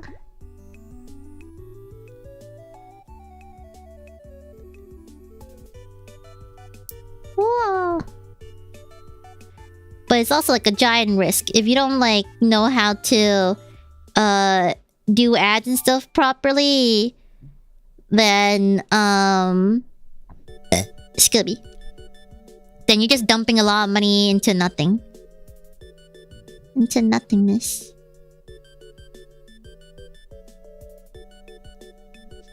Ooh. Boop, boop, boop, boop. There we go. Yeah. It's like, let's see. Like in a way I wouldn't say the market is saturated, because there could be a market for everything, right? It's just that the market hasn't grown outwards for, at least in terms of small corpos. I would look at different things, different streams, different like other parts of the areas on the internet, and you'll be amazed by there's like how many people are out there, right? But unfortunately the VTuber market, at least for small corpos, it hasn't expanded to touch or tap or expand in that kind of way. So right now it just feels like everyone's just eating each other like an Ouroboros, you know? They're just sucking off each other's dicks kind of thing.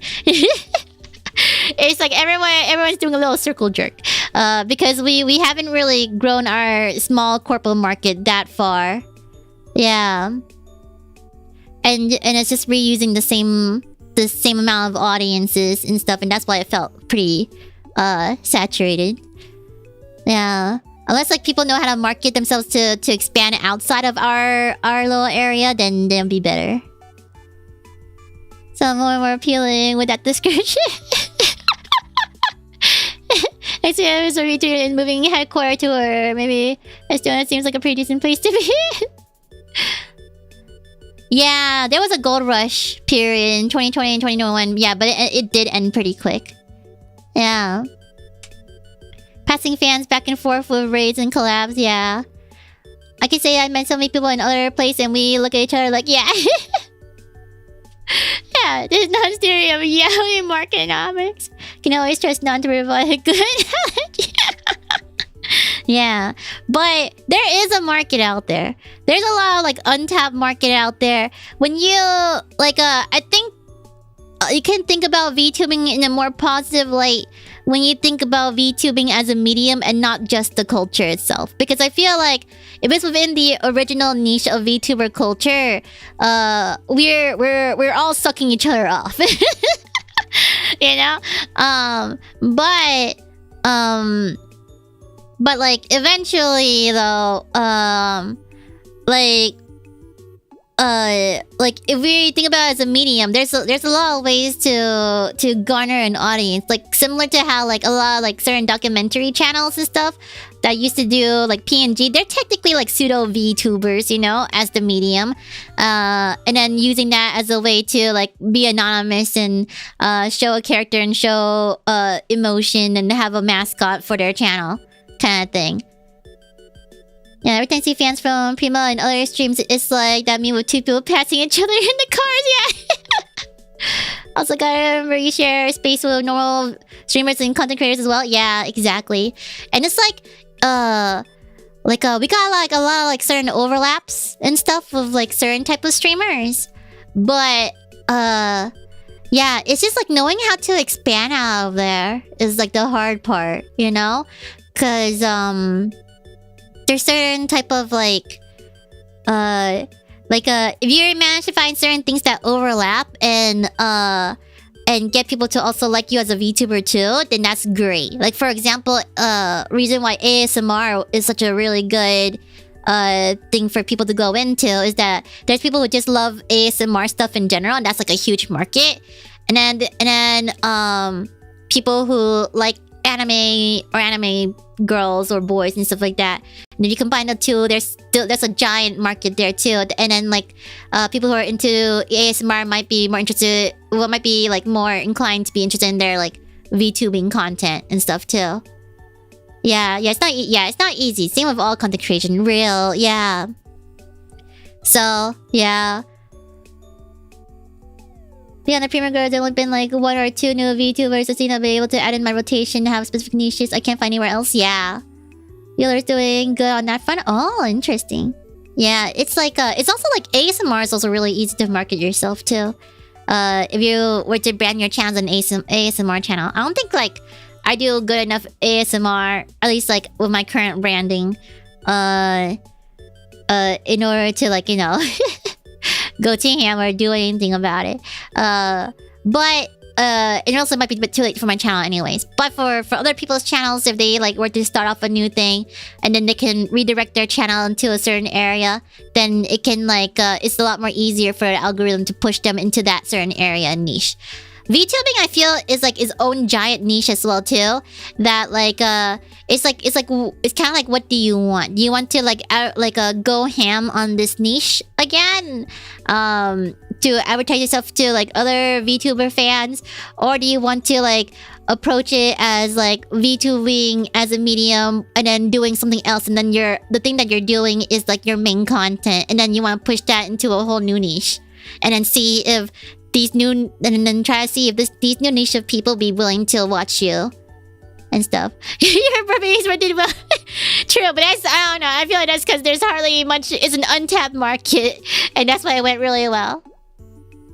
Yeah, but to reach out, you need a critical mass to make an impact, which requires reaching out a research cycle. Yeah, and also like collabs can do okay, but it doesn't do as well as you guys would think. I would say collabs, they it is a small exchange, but it's like a really, really tiny exchange and stuff too.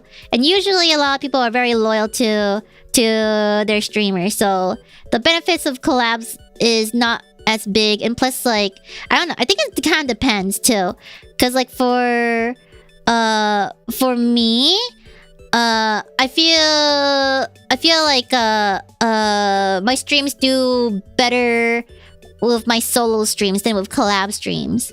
You know, like, yeah, you can introduce your audience to each other and stuff too, but the exchange rate and stuff is very, very low, I would say. But it gets your name out there. It gets you to be more get more people to be familiar with you, that you exist out there at least, you know? So like, man, I feel good to be through that way. True. Sure, the really best way to blow from what I've seen. Yeah. But even with shorts, you gotta worry about whether your channel will turn to a shorts channel, and you might, and then like your other form of content might not do as well too. It's like everything has a pro and con. But I will say though, overall, I don't think that shorts have that much of a detriment for live streams, just on videos. Yeah. And the more because the and I stuck with them. Oh, really? Okay. Yeah, it's like if people who are frequently communicating with things, then yeah. But for the most part, it's not like that much. It's not gonna get it's not gonna get you like, you know, suddenly boost you from 20k to 50k kind of thing. But it does help a small bit. Yeah, I think you have a very good ability to keep up with the conversation and keep track of the whole chat. Oh, thank you. That's because, like, you know, right now it's manageable. Yeah, and clippers, yeah. I wonder, like, because YouTube meta kind of changed quite a bit. So I don't know, like, how well clips are doing, or if they are flourishing as much as they used to.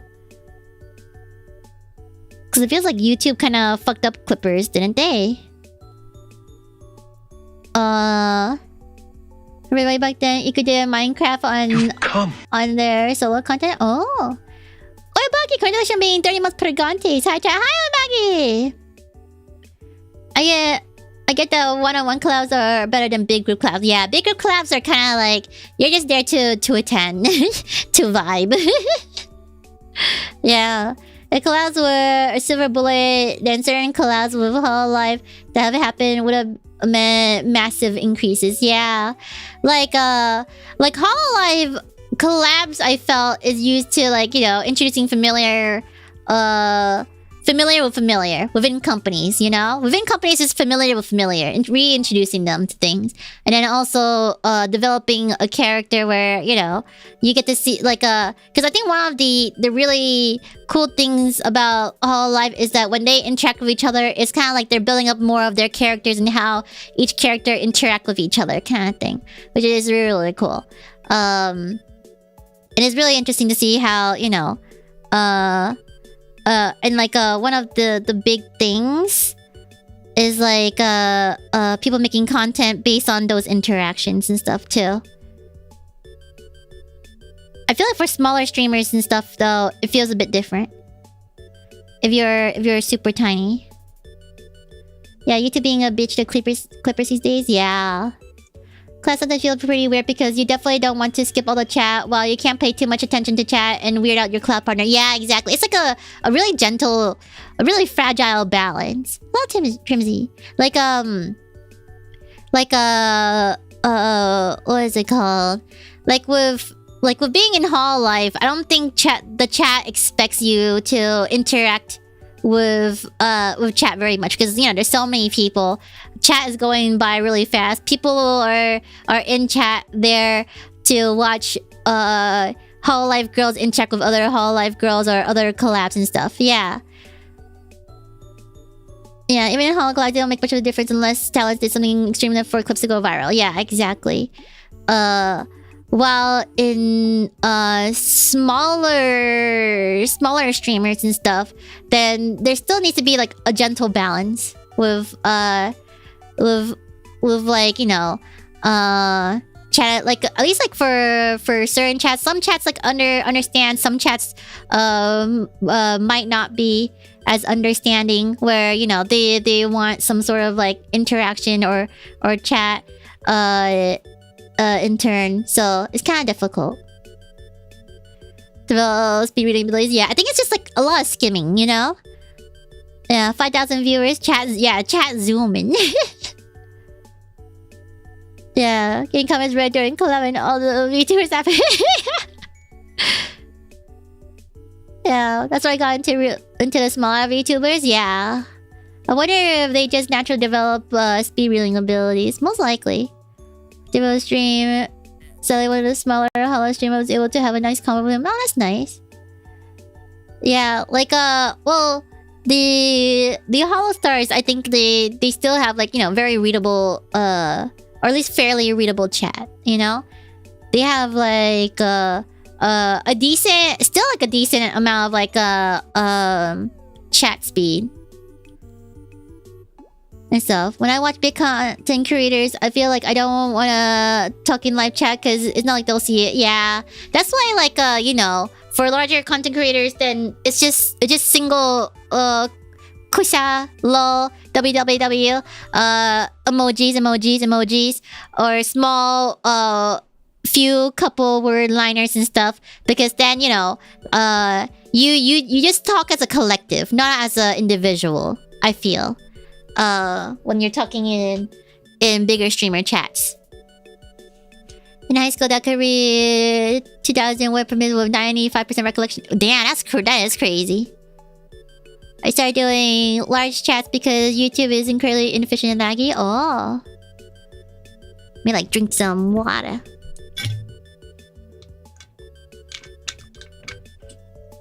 Oh go! I'm running out of water. There. I think stars are still doing well. Occasionally I look at them and stuff. Yeah, the thirst is real. Well, 1, 2, 3, 4. And then 5.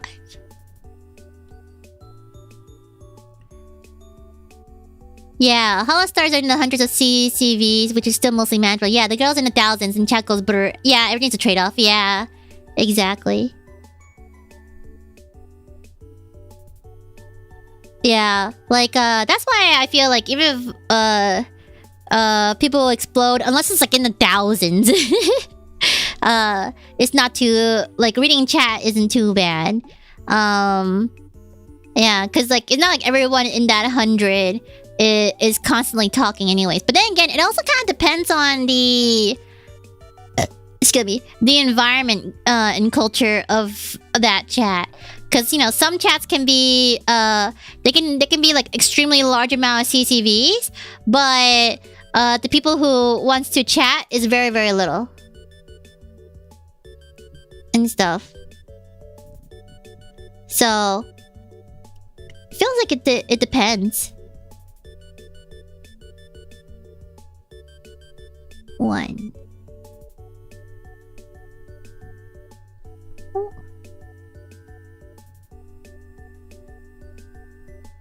Yeah, and then sometimes like some people have like smaller amount of people, but then every single one of those people talk. Yeah. Yeah, sometimes the other way around. Yeah, exactly. Just hold a yarn like this and go to the fridge. True. But you almost done? No. I've just started. I got yappy.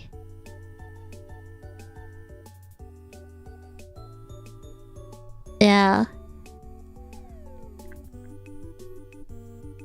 1.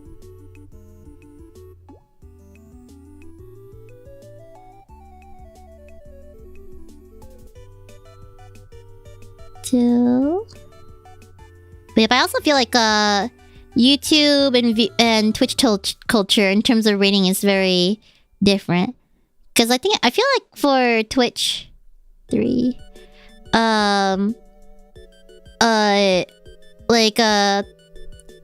the like people who would stay by to chat would be a lot less. I think like it feels like Twitch audiences, most of them are a lot more loyal to their streamers because rating is such a normal thing.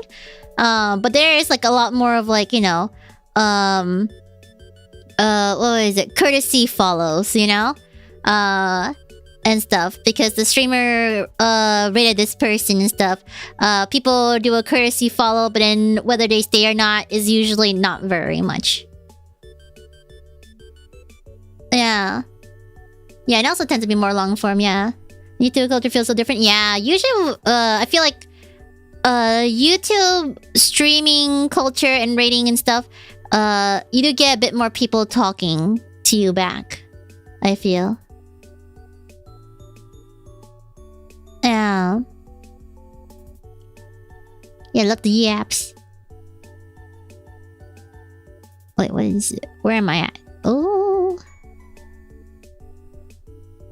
1, 2, 3, 4. Oh yeah. Oh yeah, 5. 1, 2, 3, 4, 5. 1, 2. 1, 2, 3. Oh yeah, 3.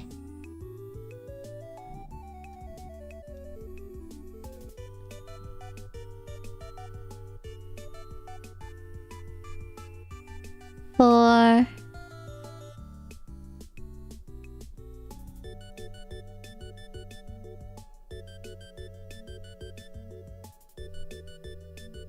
5.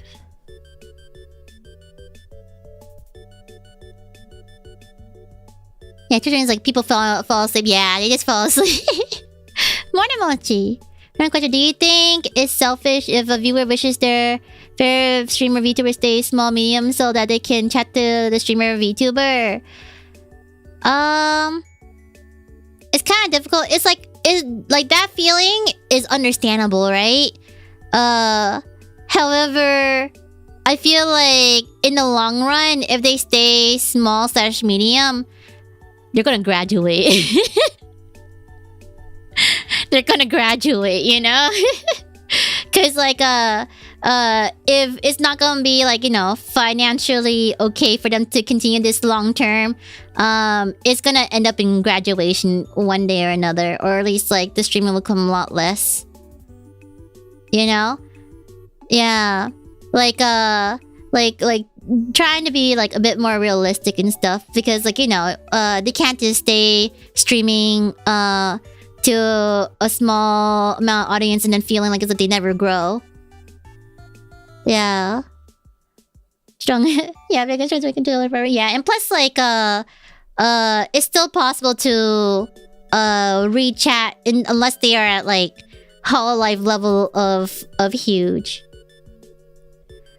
And then I got out to raid train 5 channels later, woke up and be like, where am I? Yeah, really.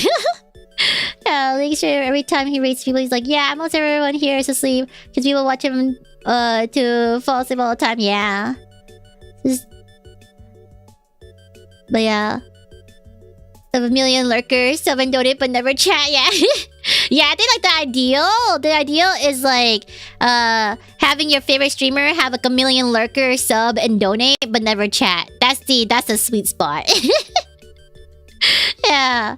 If not seeing my chat due to zooming live chat, then it's a price I'm willing to pay. Yeah. It's like, well, in a way you might see like if they do continue their passions, it depends on like, you know, the Vtuber, right? Because like because a lot of things can happen when they just don't grow for long periods of time. Either because they didn't grow for a long period of time, they think that they're not good enough and stuff, and that maybe it's about time to just like focus on their real life, then they just like completely quit VTubing in general and maybe occasionally come back here and there, or at least like, you know, have it be like a very low maintenance thing, or they think that their current situation, everything is stagnant, everything's not going well together, then maybe the best way to do things, or the best thing for them, is to like join another corporation, you know? Then at least like in a positive way, you might see them somewhere else, and stuff. But yeah, but it's kind of hope that you don't get the first one where like overall it became more painful to stream than not, and they completely quit. Yeah. Streaming should just be for the love of the game, if only. But if you want to want it as a hobby, you could. But if you want it as a career, it's really difficult. And there's a lot of work to be put in for it to become a career. Not seeing my chat due to zooming in on chat. Oh yeah. So one of the VTubers I once followed, they were twin sisters. They stopped streaming because of low count cat. I was the only one who chatted. Yeah. I blame YouTube algo for promoting that extreme growth meta. Streaming should just be for the love of the game. YouTube algorithm is horrid. But the corporate view graduating go. Some feel really surreal. I mean, that's always been the thing. I don't think that it's like too surreal. I feel like that's always have been the case. A lot of like people who leave corpo tend to go indie, but people who leave indie, there's a chance they're going corpo, or a chance that they really did just quit, kind of thing. And then sometimes, you know, maybe corpo life was already so much as is, then like completely give up. But usually a lot of people still have the passion for the game, especially if like they're more popular in it and stuff. Then, you know, why not keep going? Unless they have another job they want to like pay attention to. So yeah, at the end of the day, someone gotta pay the bills to keep the lights on. Yeah, exactly. Unfortunately so. And sometimes you think things are sustainable, and then life throws a curveball at you. Yeah, exactly. Like fame and stuff is very, very fickle. You can never trust that if you earn a really good amount one day, it doesn't mean that you can earn a whole lot for the rest of the year and stuff too. So it's like you never really know what happens. Yeah. The Vtubing is being an entertainer and making a career as an entertainer is stuck in hard. Yeah, real. Streaming as a career is something that really happens by accident.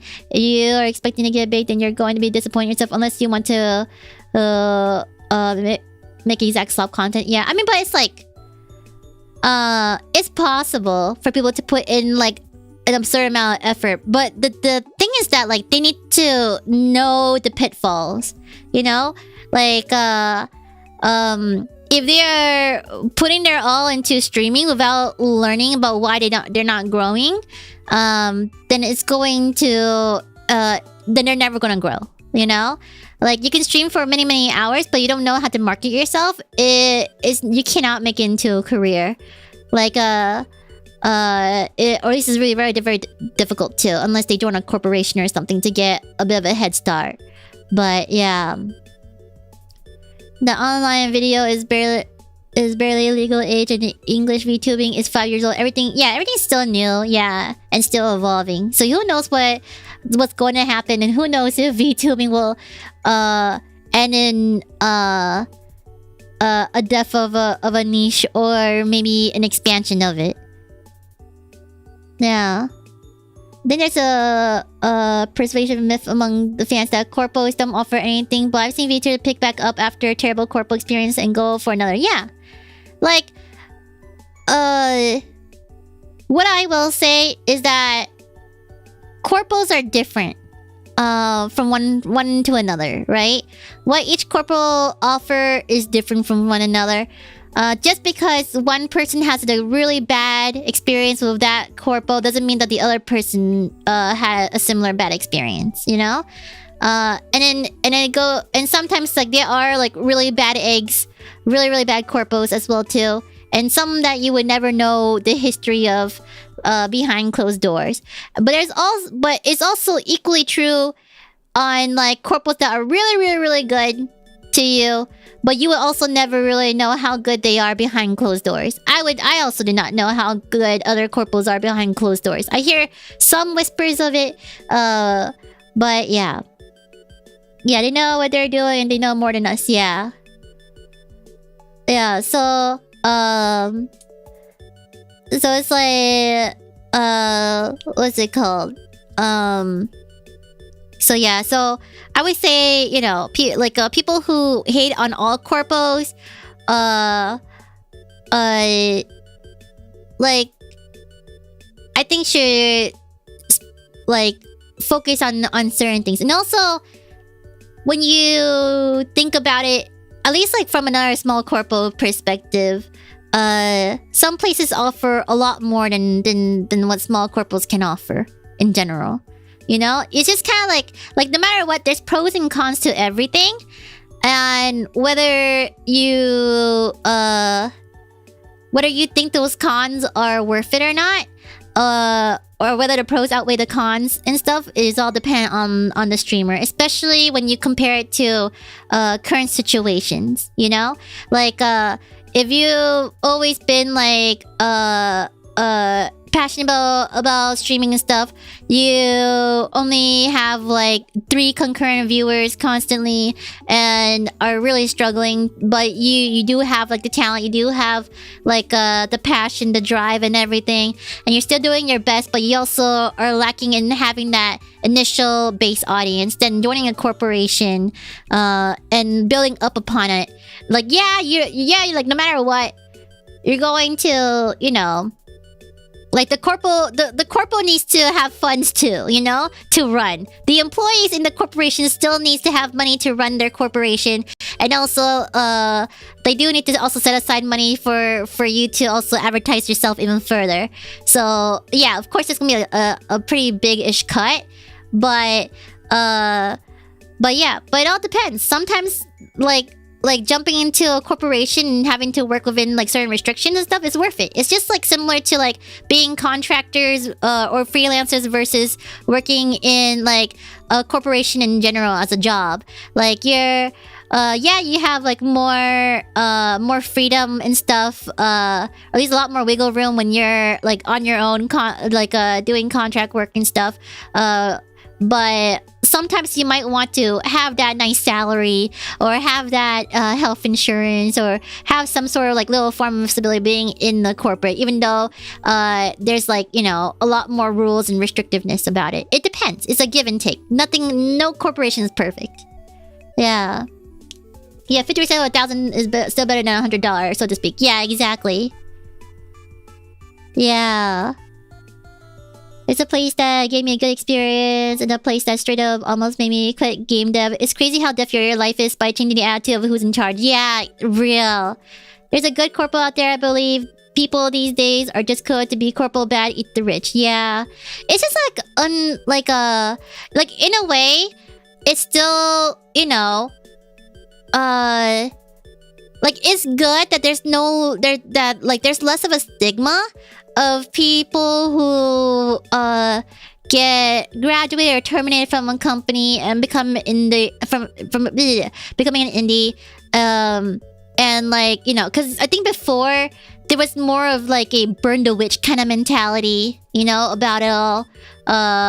Like there must be something wrong, or like unless you get laid off like in a very good way, then, you know, something.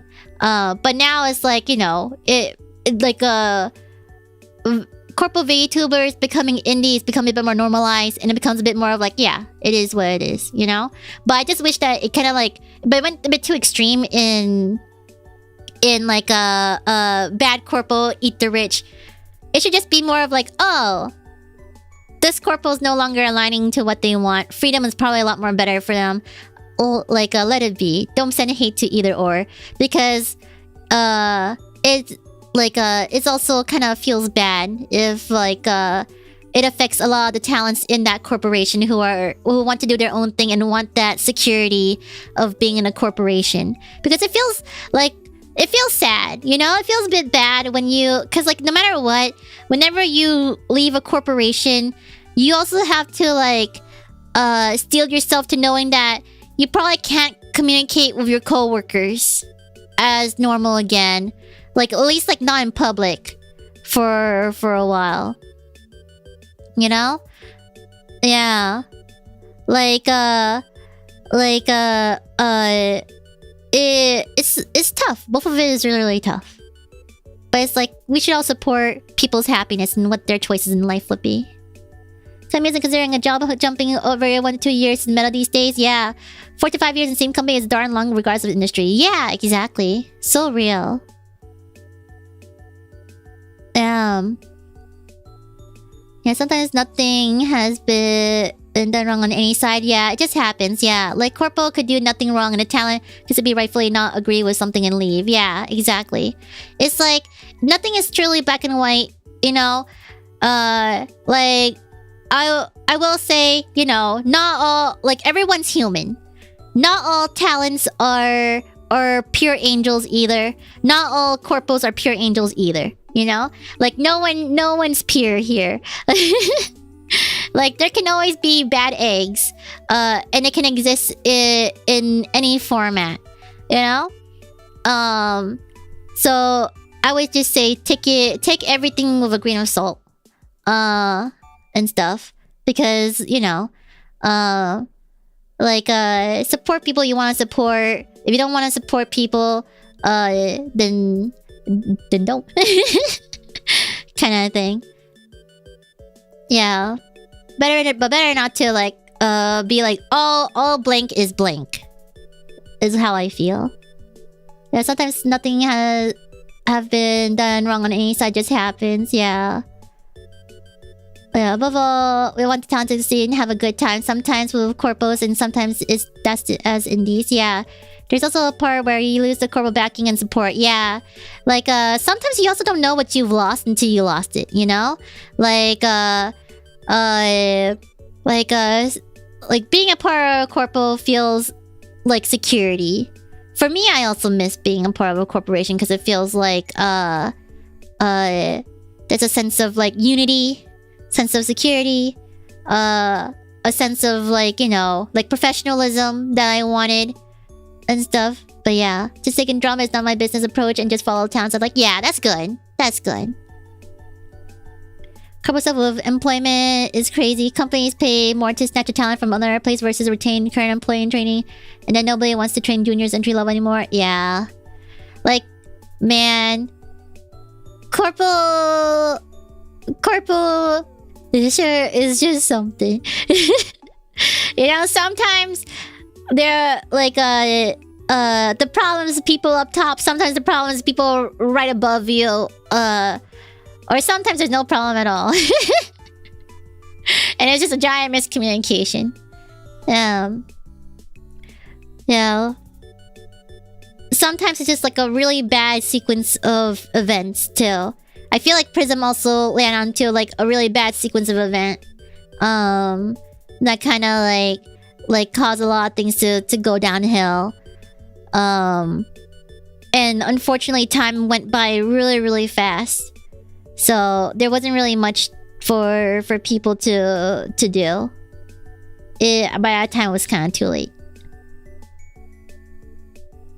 Yeah. No, prison project with a corporal? Yeah, real. I know, they should have made me the CEO. Maybe I could get some financial backings. I lost my place. 1, 2, 3, 4, 5. 1, 2. 1, 2, 3, 4, 5. Oh yeah, the next is a 1, 2.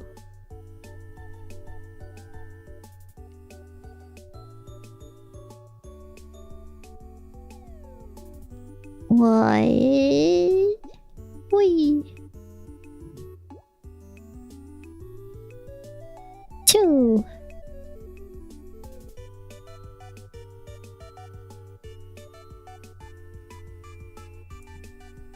Yeah. 2. And then 1.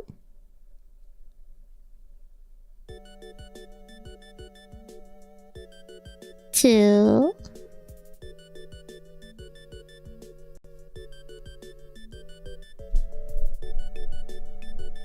But yeah, I still kind of miss the old days of Vtubing though.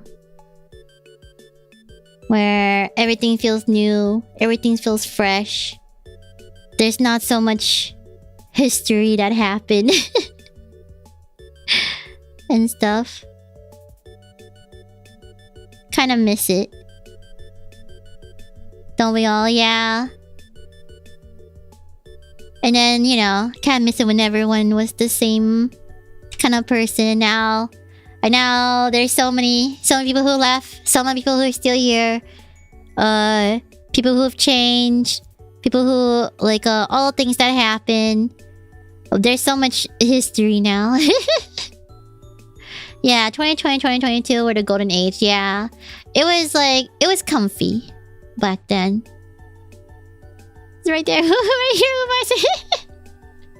Ah. That's why I wish I was sober and everyone in Prima. I still can't do much, but at least being present help with more around algorithm. Maybe that can help. Oh, thank you. Be cool if you could get in somewhere that lets you keep your IP. Yeah. But I don't know. I don't know if I want to like, you know, go in somewhere as non. I kind of want to keep it separate so that, you know, no matter what happens, I have a home to go back to, you know? I don't know if, like, if that makes sense or anything. But I like the feeling of, like, no matter what happens, I have, you know, non. Yeah. That's what she loves it. Yeah. Let's see. 1, 2, 3, 4, 5, 6, 7, 8. Wait. 1, 2, 3, 4, 5. 1, 2. 1, 2, 3, 4, 5. 1, 2. 1, 2, 3, 4. Boop. It feels pretty tricky. And you know, if there was like if I were to get into a really sticky situation with a very what's it called, like a very sussy corporal or something like that, then I don't want to risk losing my whole channel. Kind of thing. Cause you know, anyone can do really bad things, and let's face it, okay, I can't afford lawyers. I can't afford a lawsuit. If they decide to like want to delete my whole channel and be like, yeah, sure, here's your IP, I guess. Then you know, I can't really do anything about it. Yeah. Yeah, whole IP dispute and stuff, yeah. Recognizable, we find you pretty clear. Separation is the initial main draw of Vtubing after all, true. Yeah. Yeah, so I'd rather like, you know, have something that's mine on the side. Something that I can you know, be like, if anything happens, then yeah. If for 4 years, don't get married now, what do you mean? What do you mean? Yeah. Because like when you have like your IP and your channel and stuff belong to another corpo, they do need to have managing rights for your channels and everything. Because you know, the payment needs to go to the company as well too. And then the company will pay you the divided amounts. So that's why so that's why I rather have my channel be all mine. Yeah. Kind of thing. I might just be a bit paranoid, but you know, yeah. But I also feel like there are certain types of like experiences that's attached to your model, your persona, your everything. I have friends who had really horrible experiences with, you know, their corporations and stuff, and then it kind of really soured that model for them, you know? It became like a place of trauma than a place of safety. And I'd rather not have like have non be a place of anxiety for me. You know? Because then like it'll make me want to just make another channel anyways, or another persona anyways, kind of thing. Or start over, because it just like, you know, there's just too much. Yeah, yeah. Yeah, stuff like that, like, you know, I really didn't really think about until people I know went through that. 1, 2, 3, 4, 5, and 2. Okay. Scooby. Yeah, so things to think about if you guys are VTubers and stuff. And also, being a new person is pretty exciting. You know? Breathing a whole new life, a whole new thing, I feel is also pretty exciting.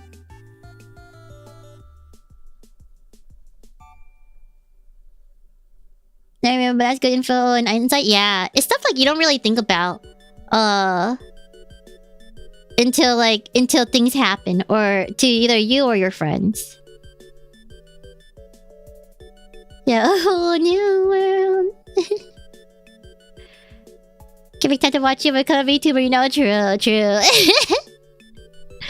Yeah.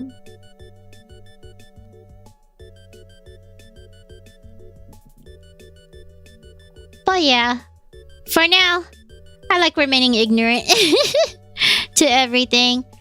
I don't think my heart can handle anymore. Like too much drama or graduations or hiatuses or things. So I'm gonna just be an ignorant little guy for a while. until I regain a bit more confidence to look at more recent news and stuff. Yeah, we just chill here and crochet little bunnies.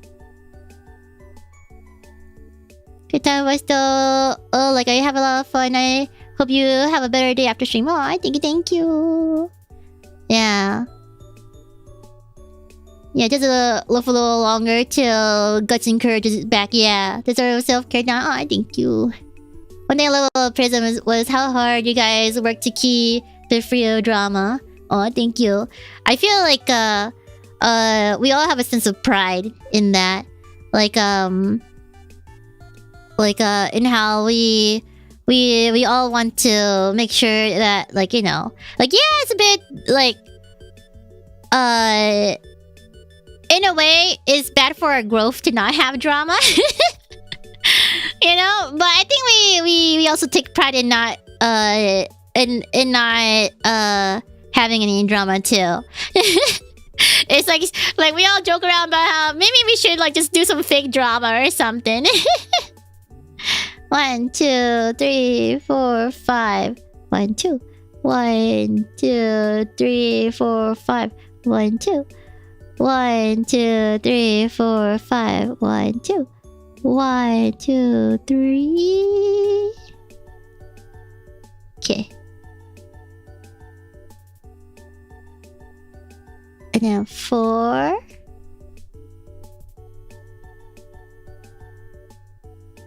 And 5. Okay. And then 1, 2. Yeah, as a I really appreciate that good drama. Good.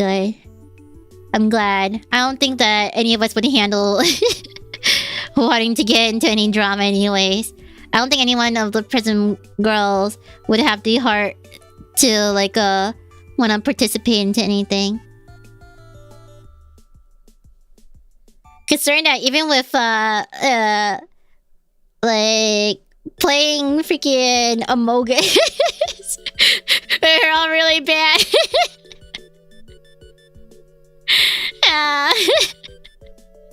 Remember how Shiki felt bad, so she was like, I'm the imposter, I'm sorry, guys.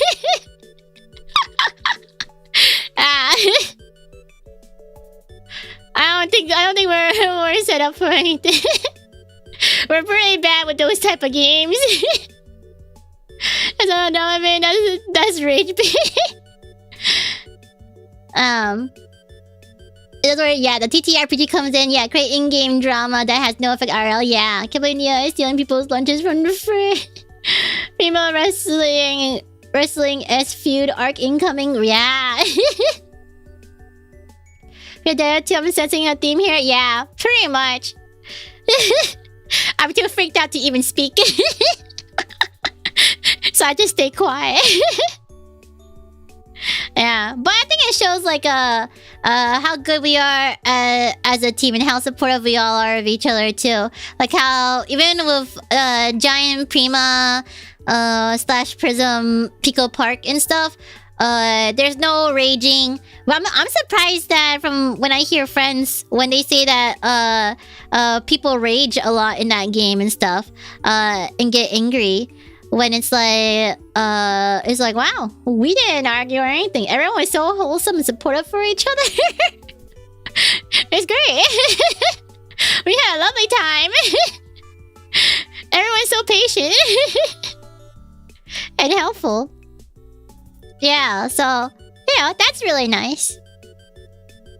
Wait, what is it? I need to get 28. 1, 2, 3, 4, 5, 6, 7, 8, 9, 10, 11, 12, 13, 14, 15, 16, 17, 18, 19, 20, 21, 22, 23, 24, 25, 26, 27, 28. Yeah! Oh my god, I nailed it. Okay, and then 7, 8, 9 is 28. Okay. Anyway, is overall culture and team mood that was developed by early gens? Yeah. Like, they really set up a really solid, like a really solid foundation of chill. That pickle part was a lot of sucking each other instead, yeah. For real.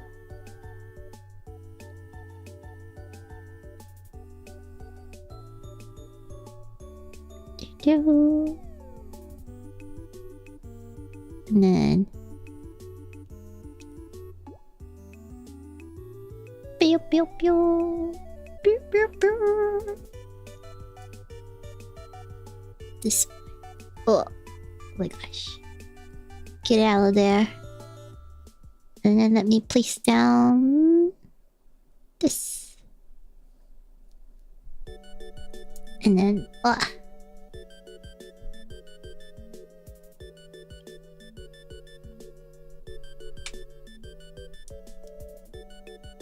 okay. And then I'm on round 7. I should mark this.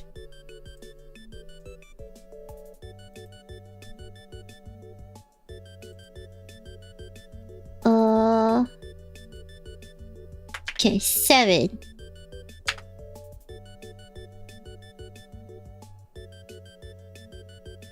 The other time my mom got imposter and did not want to kill anyone because she felt bad about it. Yeah. It's so real. Like, I really love the culture that that was built up in Prism. I like, honestly, I don't know if I can I don't know if like I'll ever be able to be a part of something so with everyone being so cute and wholesome and stuff. I don't know. I feel like I hit the lottery when it comes to being a part of Prism.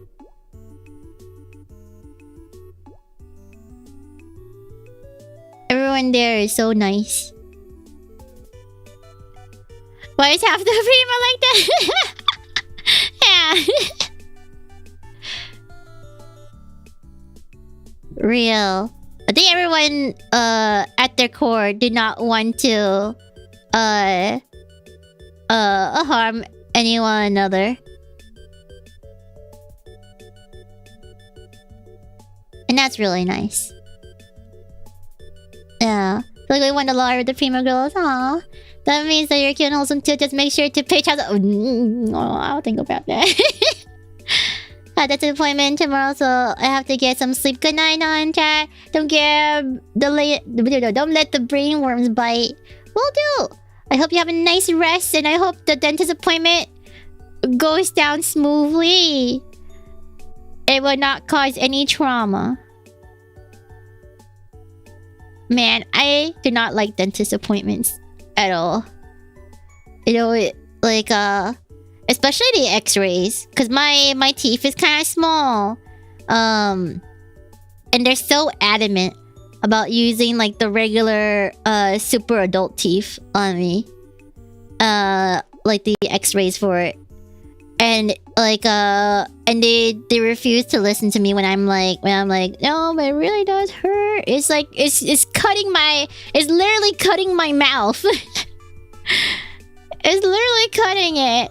Like is there any others? But they don't have any like in between sizes for like the longest time, and just had me to like suck it up. And then they're like, you need to close your mouth more. It's like I can't. I physically can't. I remember one time I had to like they gave me the kid ones and stuff a long time ago. And then that one was like more comfortable. But then they were like, oh, but see, it doesn't cover enough. It's not big enough. And it's like, well, man, get like the middle sizes. Why don't they have any middle sizes and stuff? Sorry, my teeth isn't big. Goes down with exactly. Yeah, you know it. Yeah, if you have to be a dentist or not, devil incarnate, they literally replace insects as the second common nightmare for me. Real. Sometimes they judge you when you don't take care of your teeth. Probably real. You know, like the whole you didn't floss enough, you didn't do that enough kind of thing. It's like, well, you know, why you don't suck my dick? You know, just kidding. When I was younger, I was like, just so upset and so scared of like the dentists and the doctors and stuff that I openly told the dentist, I don't like you. You are the number one thing that I do not like aside from doctors. Doctors are number two.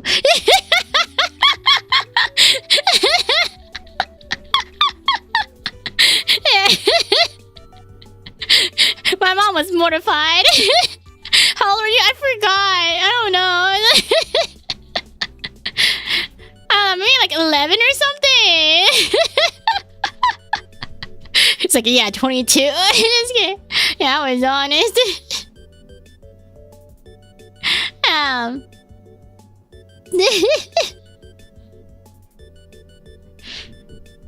But you know what? Even though I'm trying to be polite about it, low-key, yeah, same, you know. Very different for doctors. Maybe doctors are a bit more okay now. Cause I'm a bit better with needles. But well, depends on what kind of doctor you get. Like kind doctors, yeah. But dentists I still have not gotten that many good experiences with dentists. So yeah. And then I'll just smile back and say, it's okay, I don't like you too, yeah, real. On the bright side though, I feel like they were more amused than insulted with me on it.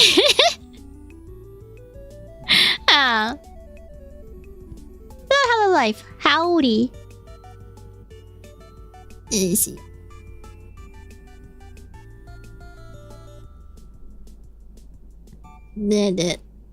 I might also like wanna BRB real quick. Cause I want to get more water. I'm so thirsty. I'm a little thirsty bastard.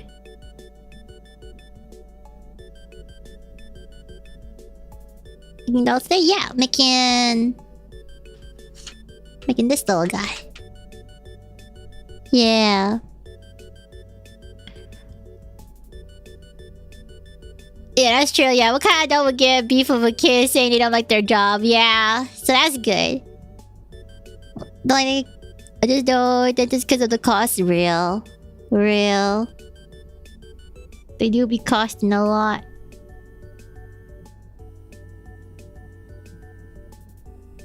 Man, there was like a bitch I hate from high school whose mom was a dentist and stuff too. And like,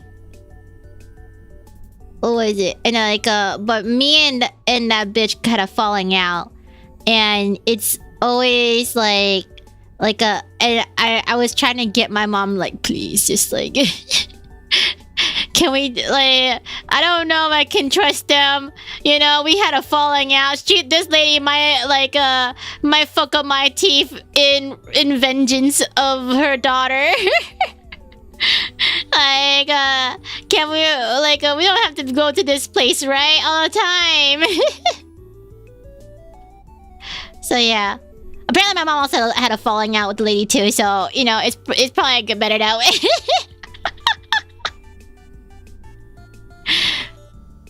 But, you know, my mom face read that bitch. And she warned me about her, being like, yeah, I read her face.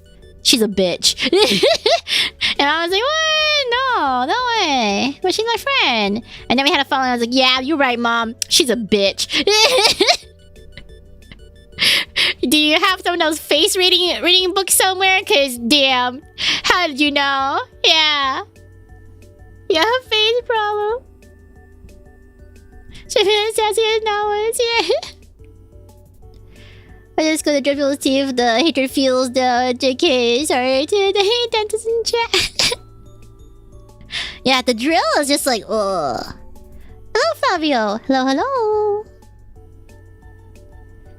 Yeah.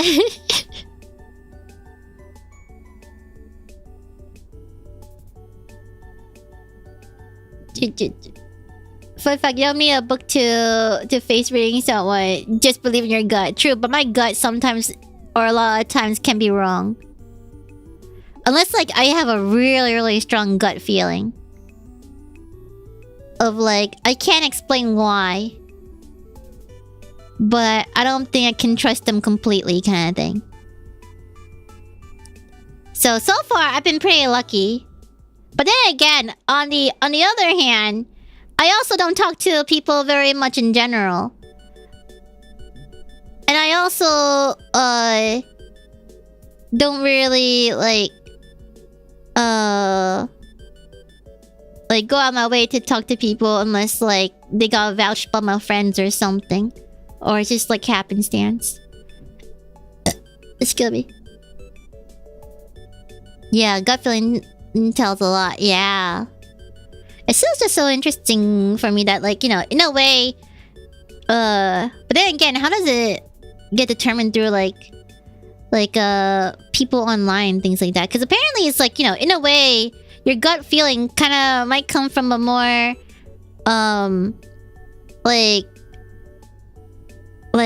like information that, like, you're... you've gathered but doesn't quite register in your head. At least that's what, like, I watched a video about, where sometimes, like, that gut feeling really does come from, like, a more scientific view, where it's not just, like, you know, like, too arbitrary, but it's from like, you know, for example, if you go into a room, you didn't see the person holding a knife, but maybe in your peripherals or maybe somewhere around there, your brain registered that this person has a knife, but you don't register that that person has a knife. Yeah, or even, like, pattern recognition and stuff too, and trauma. Yeah, but because of that, there's a gut feeling that, like, you know, this person might be really bad, kind of thing.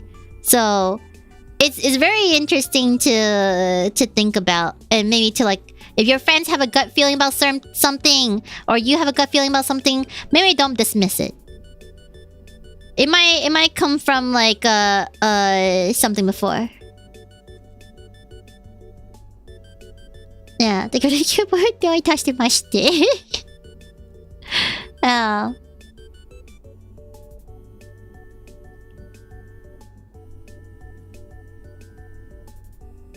But interesting nonetheless. Da da da da da da da da da da da da da da da.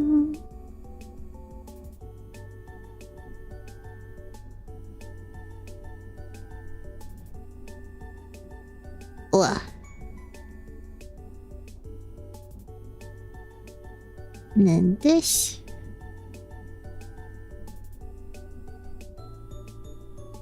This.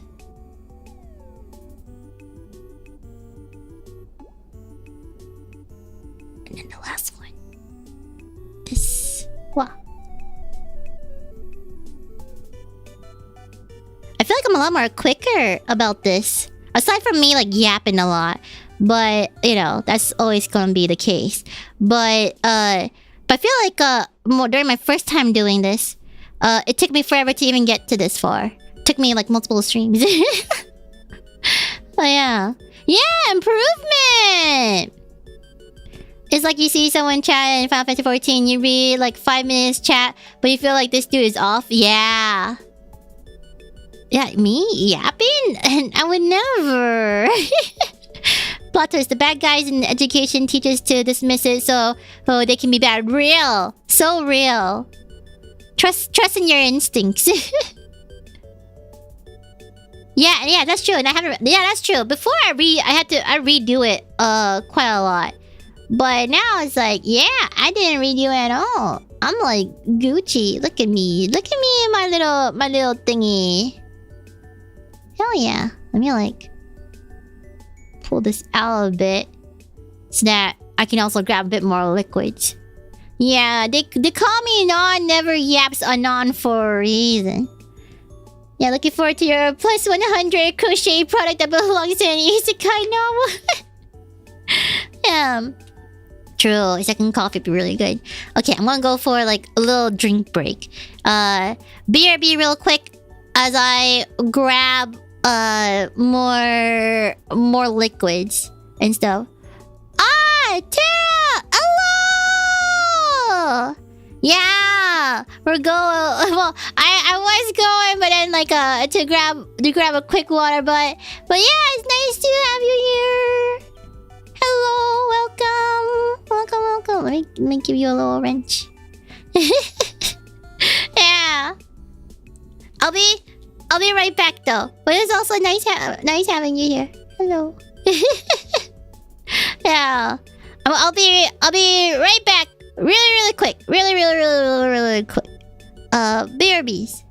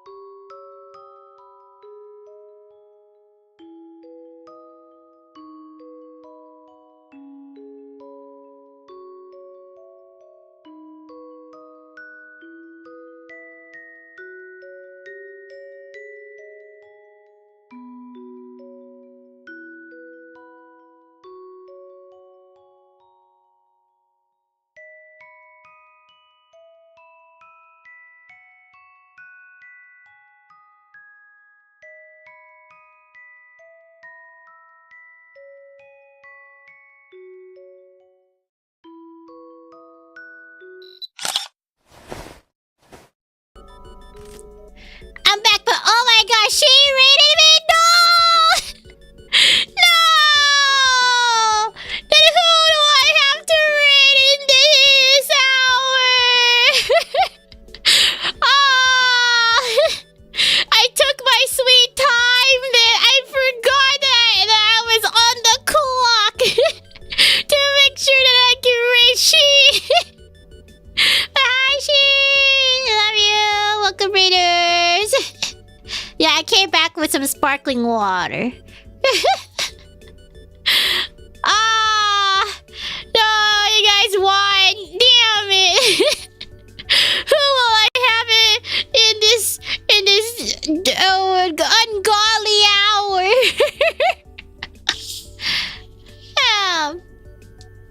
Damn! There won't be anyone to raid now. Sparkling water yak milk sounds similar. But yeah, welcome raiders! In case anyone don't know about me, I am the Queen of Hearts. What is it? Ever After there's Queen of Hearts here to steal your heart and sell it to the highest bidder. It's Nananadesu! Hello! I came back with liquids because I'm a thirsty bitch.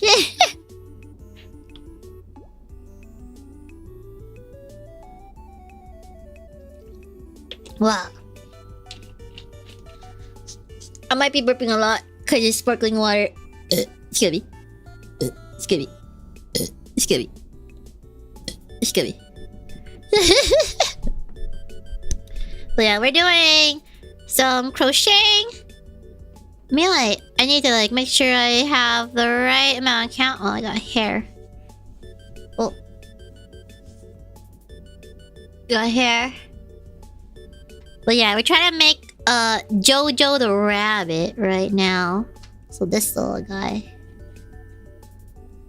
Nice comment, thank you. The narrator's not really. I couldn't hold it. Where's the burp counter? Yeah, this cover Eurasian called Nana Nan. I don't know if they're cool. I don't know. That sounds like a pretty losery name. Who names themselves Nana Nan? What a silly name. Like, come on. Use up a bit more letters. Yeah, thank you so much for the cute birds. Yeah, don't touch the mustache. Don't touch the mustache. Yeah, not non. More like no. Let me see. 1, 2, 3, 4, 5. Wait. 1, 2, 1. 1, 2, 3, 4, 5, 6, 7, 8, 9, 10, 11, 12, 13, 14, 15. Wow. 16, 17, 18, 19, 20, 21, 22, 23, 24, 25, 26, 27, 28. Yeah, I'm good. I'm good. Yeah. Okay, and then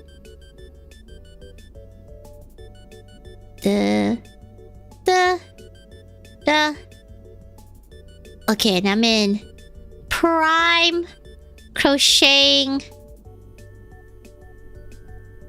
position. And then let's see, I am on round 8. Round 8. Ah, oh, so much more easier now that I know what to do. Yeah. Perry the penguin ain't got shit on me now. It was just a little practice for the real thing. For Jojo the rabbit. Whee! Oh wait, I grabbed more than I should. Whee! Oh. Why is there a pimple? Okay. No, I got it. Okay, there we go. It was just stuck there. Okay, 1. And now, new placeholder. Woo! Shit. Keep it penetrated as I boop. And then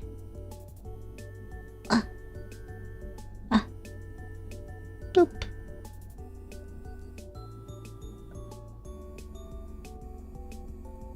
Okay. There we go. The Shibari penguin means nothing to you. It was practice for the real thing. Huh. My true lover. The rabbit. There we go. Yeah. Look, Rhinotos. Yeah, what do you call this position? Not fucked. prime, even. Yeah. Okay, and then this one's also just singles. All the single ladies, all the single stitches, all the single stitches, all the single stitches. Put your stitch up. Bum, bum, bum, bum, bum, bum, bum, bum, bum, bum, bum, bum. Wow.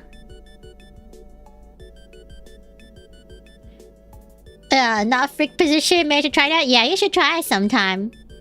Pretty great. You know, sometimes the magic is to not get freaked. Speaking about freaked. Kokone, before the JTRPG session and stuff, right? Wait, am I going to the right hole?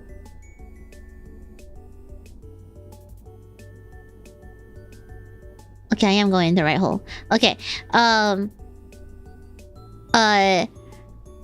Like we were talking about snake penises and stuff. And I was like, wait, don't the snakes have like 2 penises? So I looked up how many penises that snakes have, and yes, they do have 2 snake penises. And apparently there's a way to like probe. There's a little sex probe and stuff to check if like a snake, what gender the snake is. And you do it by having like a stick and you poke into the hole. And if it's only like a little bit, then that's a female snake. And then if you go into it like a lot, then that's a male snake and stuff. Yeah. And then I heard from Kokone something about like apparently it's a Japanese word called mimikaki. And I don't know what that is, but but for me, I misheard as a mini cucky. And I was like, what the fuck is a mini cucky? Like how do you minimize a cuck? Like is the chair smaller? Is the session shorter? Like do you exit midway? Like what happened? how does one get achieve a mini cookie? You know, how does one minimize a cookie? Like, and also, does that mean that there's a large cookie and a moderate cookie? Like below 5 inches mini? Yeah, tap in the research films. Yeah, nothing beats the good old that's true. Female hyenas and their penis. Yeah, just a mini NTR, the new replacement for just a tip. True. Yeah, can we have 0 cookie? Well, that's not in the name, you know. We want it to be a mini cookie. So it's like, is it just a tip? Is that what it is? How does one achieve a mini cookie? If a moderate cookie is the cookie that we know, then what is a large cookie then? You know? 0 cookie is just vanilla. You know, they can also give birth via the Venus. Wait, the female cookie? I mean, the female hyena is that's a female cookie. Sorry, I haven't cookie for break. Oh, yeah, so they gave birth through that. Okay. So it's just like, is it just like the Omega-verse kind of thing? Like, do we base the Omega-verse on female hyenas then? Wait, how did they F? Where does the sperm go into? Like, it can't be through anal, right? Because then that's like a whole different sack. Yeah, one can only imagine a female cookie too. Yeah, how's it going? She raid, hello! It's going good. We're just wondering about the sexual reproduction styles of animals. Sounding maybe? Yeah, like do they just like if female hyenas also birth through their penis, then like where does the sperm go? Where does it go? How does it get there?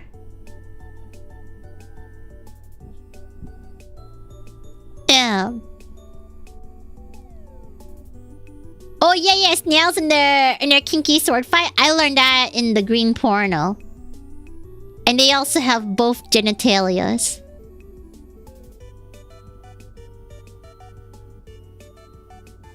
Oh.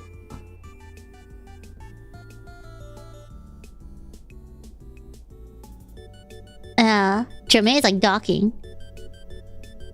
Yeah, Snake Koka like has everything covered. Yeah, that's why you got the sex probe to check. Checking to the holes. Yeah. Well, yes. Hello, how are you? Doing good. How are you? Yeah, basically they can freak themselves go. Oh, so it's like they do it themselves? Wait, what's the answer there? And I couldn't see it through the live chat.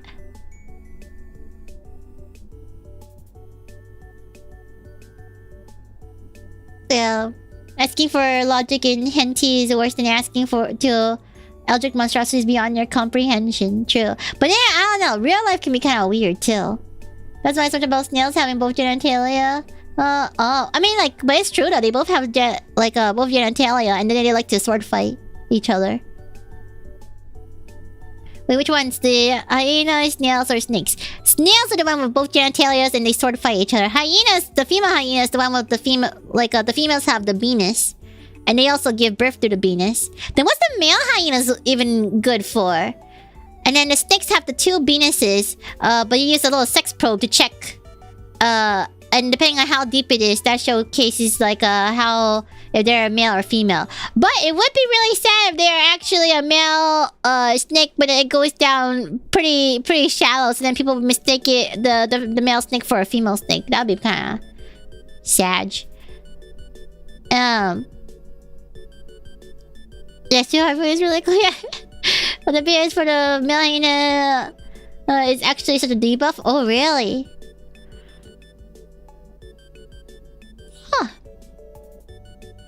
Good for one night stand. Wait, for which creature? For that one night stand. Are you thinking of here?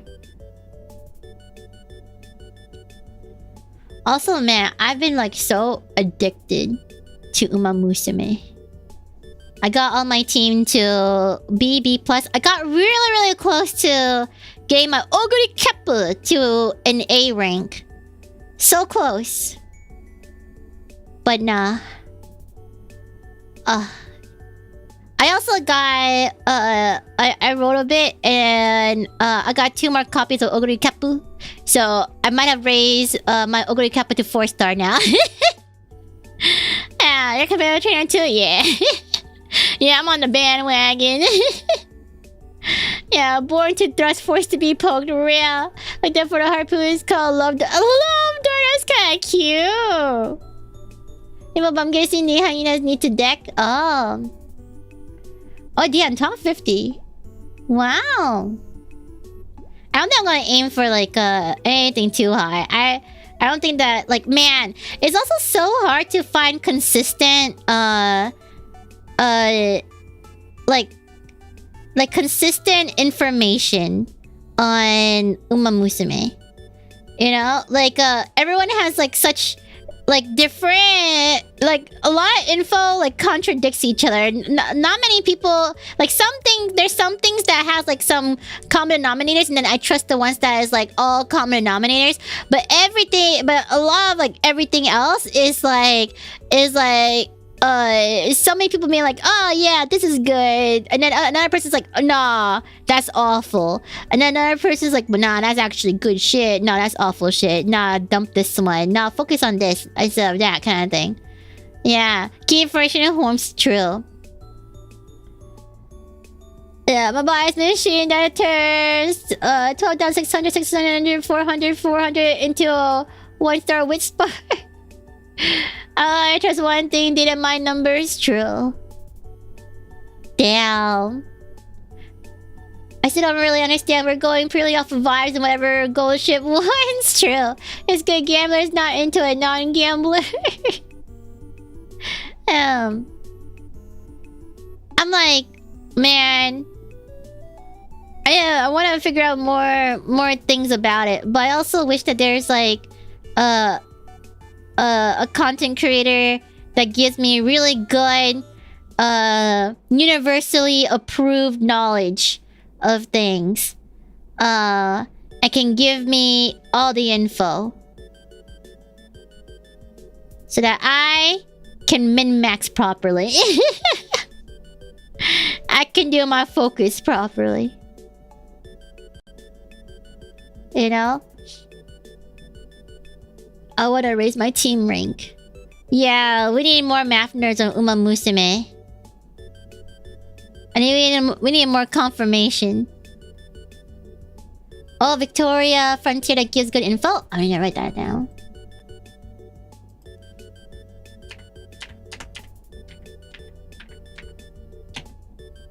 Victoria Frontier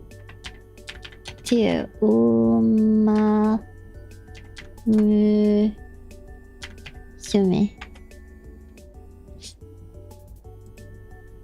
Yeah. Well, like, thing is that, like, I don't have any issues with winning, right? I won with every single horse. And I gone through all of them perfectly fine with every single horse.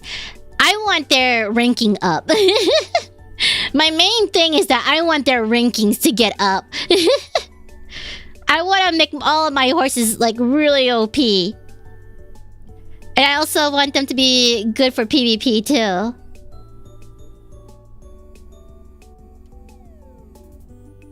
I want to breed them better.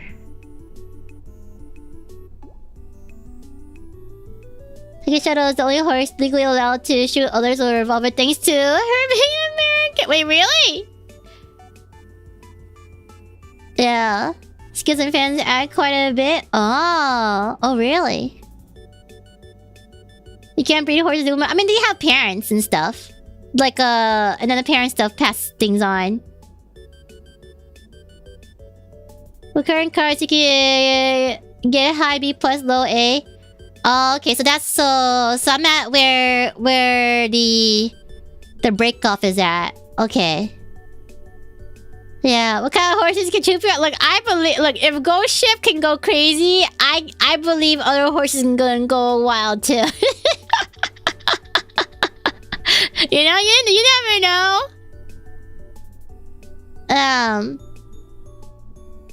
The first video to rank them up, yeah. Certain race wins can give a boost to. Also, oh, I see. Yeah, horses can go wild. Okay, so that means that currently I'm at where the cap kind of currently lies. Then it's pretty insane seeing like people having rankings up to like, you know, U B U A. And I was like, damn, I could be U B even in game. Crazy. Crazy. I don't have to be an ugly bastard in IRL. I can be in Uma Musume too. That's crazy. Yeah, there's like rainbow U and then lowercase b rankings and stuff. Yeah, that's from where global is. Yeah, that's pretty far up there. But man, it makes me wonder like how the fuck did they get there? Like, how crazy are the support cards and everything to get up there? Uncap and max out the support cards. They have bigger training stats. Oh, okay. So pretty much money. Money is what I am lacking to get up there. I can focus on getting feel high level skills instead of a well spread stats and get as many tier 1 skills as you can. Oh, okay. Yeah, I've been like focusing on getting as many high skills as I could.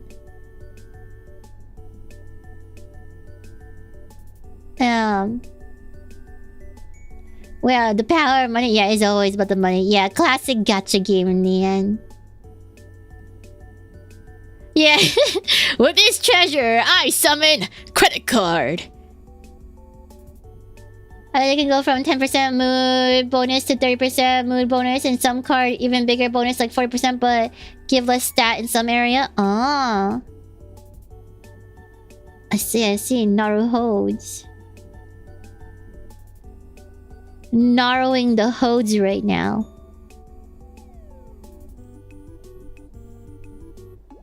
I'm narrowing my horses too.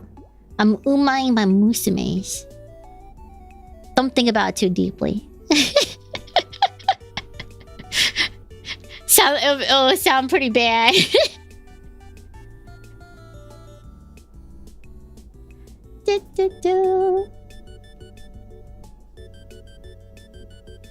But yeah. How much carrots do you think it would cost to get a 3-star, like a get Kita-san Black support card to 3 stars? Because I think I saved up like 20k-ish. Excuse me, carrots. Probably a lot, yeah. Is there any like system in place where, you know, I can just automatically get her or something? Need 5 of them? Yeah, but I don't think I want to get 5 of them. Maybe 4. You know, because I heard that like 4 is where it's like pretty worth it. 200 summons. 5%? It's like 5%.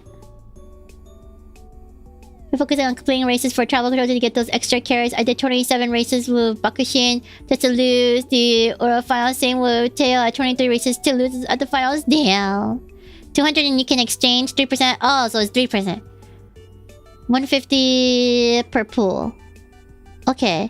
There's a spark system at 200 pools. Okay. Let me screenshot all that information.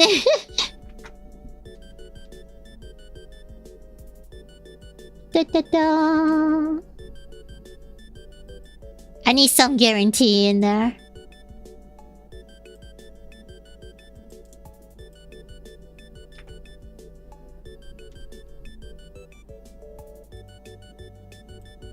Damn. I wonder what's like the highest that people are at right now in terms of like team levels and stuff. Is there like a way that I can see the rankings? And top rankings and stuff. 3% to hit SSR, but around 0.7% to hit rate up card. Oh. I see, I see. Yeah, in team trials. Also, what's the best way to consistently win at team trials? Or to even like win higher? Win above? Well, true. Yeah, sounds about right.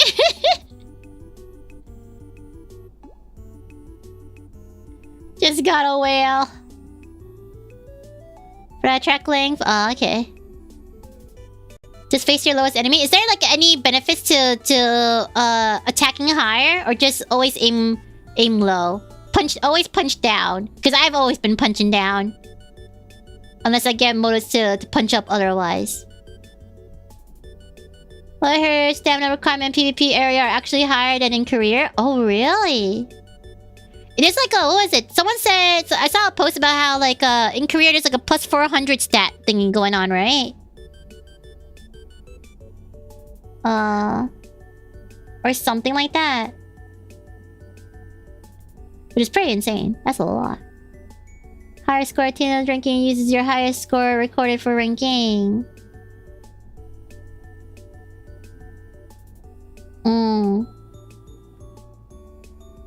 Clearing stat requirement lower by 300 to 400-ish for everything I heard. Yeah. But that's crazy. That's so much. Ooh, time to test out my V's.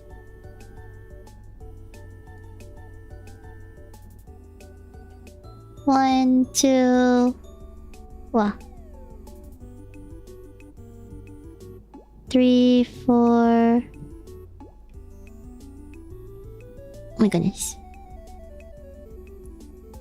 1, 2, 3, 4, 5, 6, 7, 8, 9, 10, 11, 12, 13, 14, 15, 16, 17, 18, 19, 20, 21, 22, 23, 24, 25, 26, 27, 28. Okay, perfect.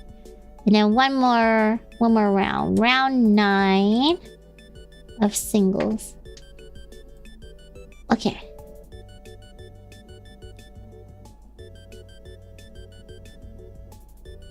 Ooh. Actually, no, I should do this. This.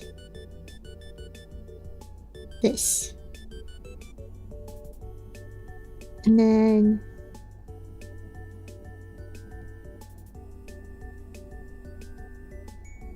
da-da-da.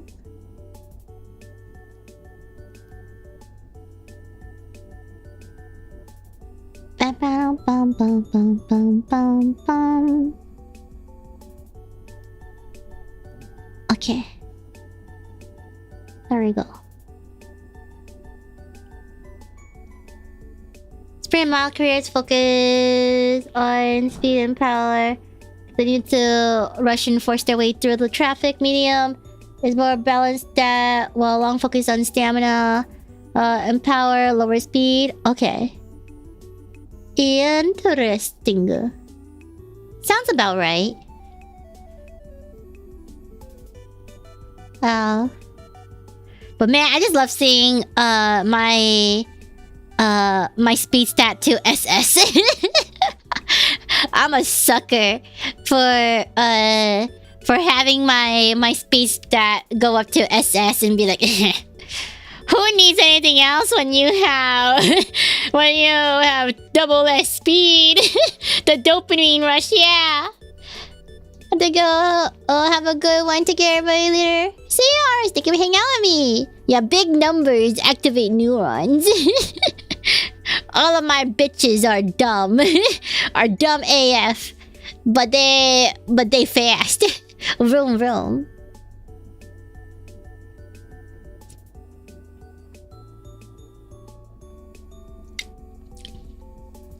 Yeah, I shouldn't really over train them, but man, my small brain. Excuse me. Biggest 400 gives good skill proc rate. Yeah, what was it? It was like 450 for decent skill proc rate, right? It's what like 80% proc rate and stuff. I need to like what is it? I need to find more images of like ideal stats for each thing. Mental speed not being the most important factor in race. I know, shaking my head. Real. Real. Is there like a diagram for all of them for best stats depending on track type? We're going to get here fuses training anything other than speed kick. I mean, it works. Low key, it works. Yeah. At least at this current point, if he's not planning on doing anything like too extreme, it kind of works. In my club, but they're from Discord. I could just copy and tag you on Twitter. Yeah, sounds good. I would greatly appreciate it. Damn, your club actually communicate this sort of stuff to each other. Crazy. You found like one of them try-hard clubs? Man, kind of want to join a try-hard club. Wait, how do you like what is the benefits of a club? Is it just like to get club points, or are there other things?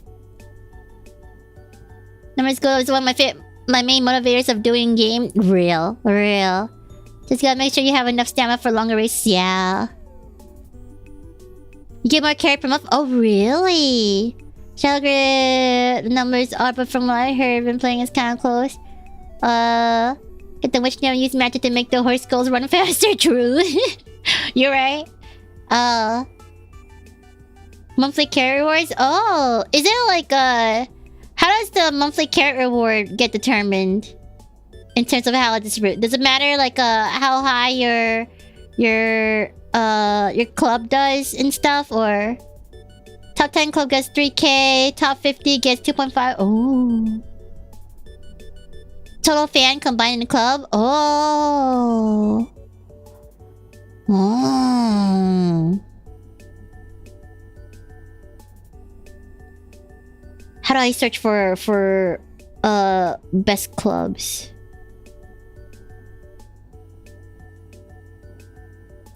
Damn. Do I need to audition my way in?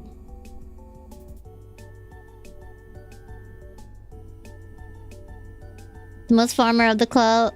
Ah.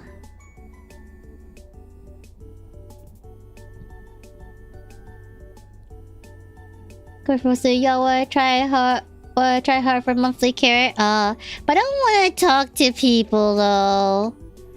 I want to silently be good, you know? I want to silently like kick ass and fuck bitches, but never talk to anyone. I only come in there to get money and fuck bitches. You know, like the cool kids. And then leave nothing. Yeah. A dark horse. I'm really get into those about mega whaling and having complete a complete A rank team. True. Man, oh man. Damn. Ah. So in the end, they only care about my wallet. Typical.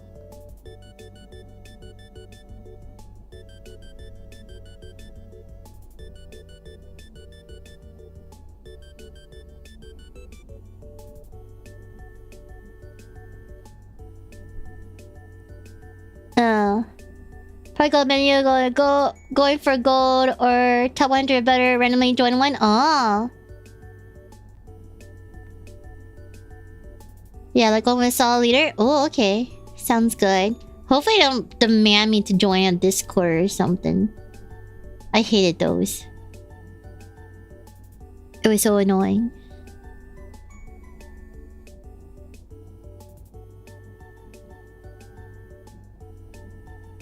It makes me go, do I really want to try hard anymore? At the expense of humans?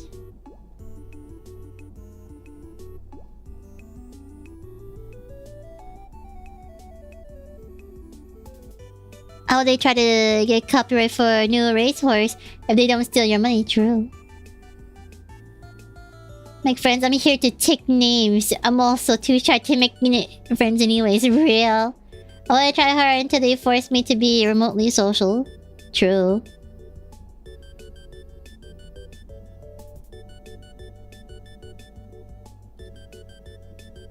I always find it really funny when, like, in mobile games, especially when there's like a profile picture involved, and stuff. I like to like some people change their profile pictures to have like their real face on it, and it's really funny when you're in those clubs or guilds or whatever, and the dudes are flirting with the girl, and it's very obvious. I like to look at the guild chat just to see how much they're flirting with each other. It's great.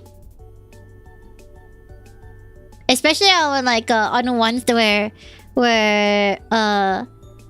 it feels very like normie-esque kind of vibe. So you get to have like some really nice juicy stuff. Roleplay flirt, yeah, actual flirting, you know, like how people flirt on like Facebook or something. It's like that, but in game.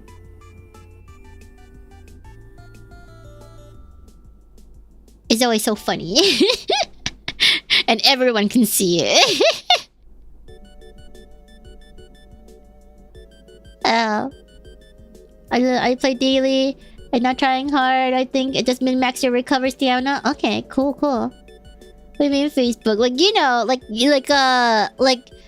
like how people on Facebook, where it's kind of like, I don't know, you can kind of feel like a certain age range and stuff, and how they flirt. Yeah, the chance that they are both men is so high. True. Real. Yeah. I only have family on Facebook? Yeah, exactly. Exactly.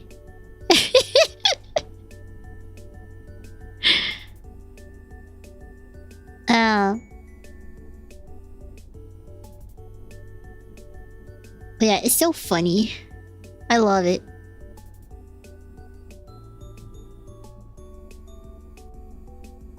I love me some really shitty normie games.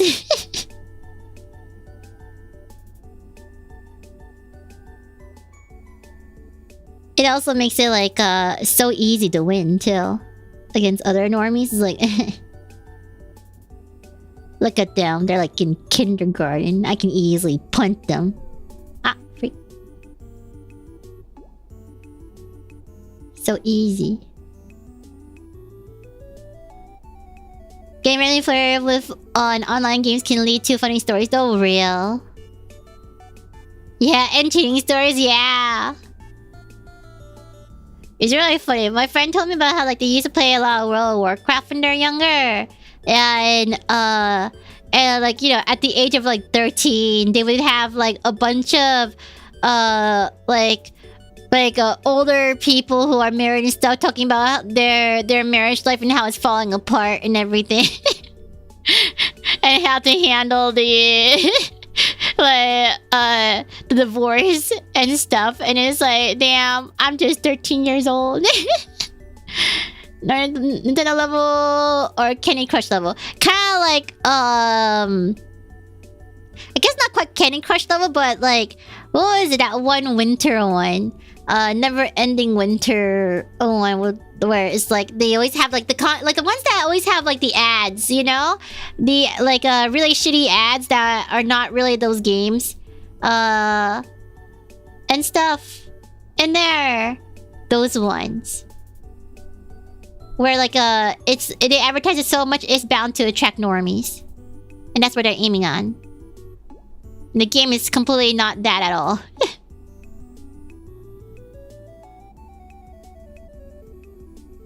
This dude that tried flirting with me knowing I'm a dude, and I asked if he's gay. He said it's a moment of weakness and he's having a massive fight with GM, so he considered going gay. I love it. That's so good. I love that for him. The moment of weakness. I'm going gay. I love that, like, what is it? There's like one video of like two cats, two like tuxedo cats and stuff, and the lady pointing to both of them being like you would think these two are brothers, but no, they're not brothers, they are boyfriends. And then both of the cats are looking at the owner, and then she continued being like, and they are happily gay. And then the cats went back and like continued licking each other and stuff. It's great. It's that's a moment of weakness. I love it. I love it so much. Yeah, they are roommates. There's knowing you need to choose the winner and call your ex. I guess like on the same line of that, but what was it? There's one where it's like the one where like they would have like those fake interviews and be like, how would you survive winter? And then the dude is like, well, I survived winter by building a fort, just like on my game app. And stuff, because I did this in my game, so I can definitely survive winter forever. It's so stupid. I freaking love ads. They're so good. Maybe one day we'll do a stream where I'll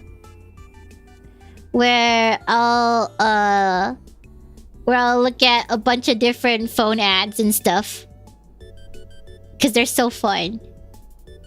Yeah, I'm level 900 in this game. They call me the Legend 27. I tell I don't swing away, but I'm always around giving he needs someone to spend time with and heal. Aww. Game teaching you survival skills, real. The one where you get 1,000 pulls and a legendary hero for downloading the game? Yeah, those ones.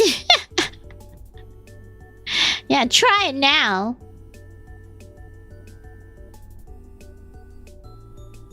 I also, what is it? Like, there's like that one hero game. I actually didn't get a chance to play it that much. Where it's like, you know, the thing where like there's always like this hero. There's like a bunch of people who come before him trying to get to the sexy lady. There's like always some sort of trap, and stuff. And then like everyone kind of dies. And then like the hero managed to pass through it, but then it's like bam, nope, you're still fucked, fucker. And then they push them down. And then they have to like fight their way up, and it's like a numbers game and stuff. And then it's always something like hiddenly fetishy with like the boss, this or the sexy lady in there. Yeah, Hero Wars. Yeah, I freaking love mobile game ads. They're so good. Yeah, a true bro, emotional support bro, no homo. Yeah. Yeah, the number puzzles. Yeah, the number puzzles. Can you count? Yeah, exactly. They're so fun. Look, it's like a little circle. Okay. 1, 2, 3, 4. What? Wait. 1, 2, 3, 4, 5, 6.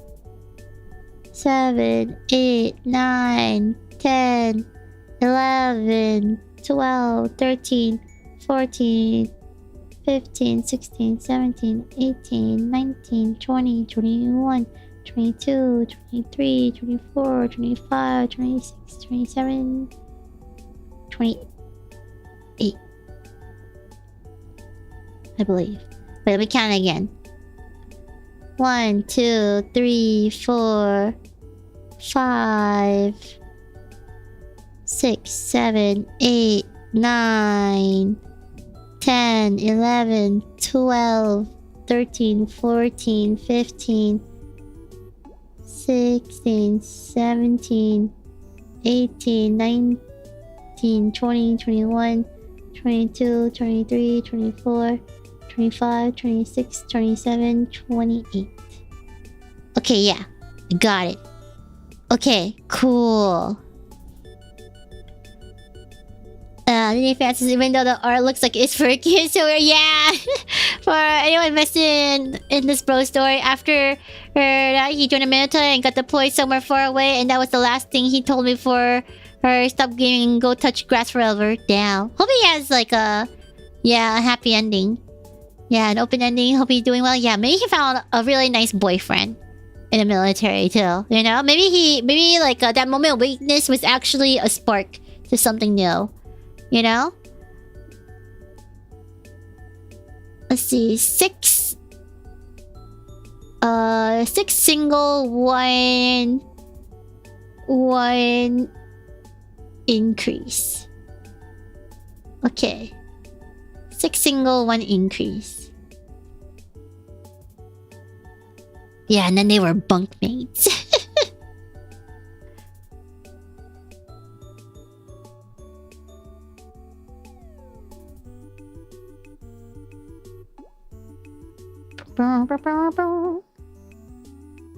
Maybe after I do this one, I might wrap it up and stuff here. Cause like, what is it called? I'm like on my own normie schedule now. Normie EP schedule. It's crazy. Whoa. I also feel like, what was it? The staying up and getting all the art done kind of stuff kind of like got me like doubled down into being a bit more well, I say normie, but it's also 3 a.m. So it's not even that normie of a schedule. But oh shit. Oh well. It's okay. We still did it. Boop.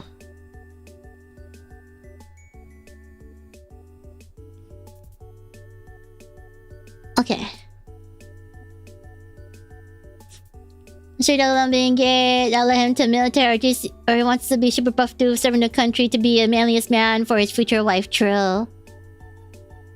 Hero Wars has so many bizarre ads, a lot of them involve farts and smelling them. I think at least they got less nasty with time. Yeah, it's really funny. It's like, damn. I don't think they're hiding their fetish. Oh. Let me see. So I did all of that, and now I'm on round 10.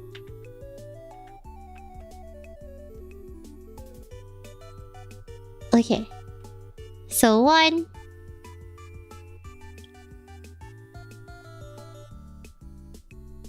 Whoop. 2.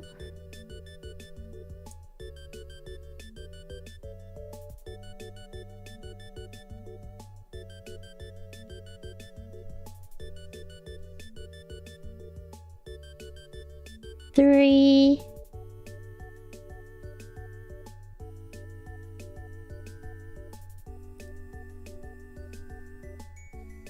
4.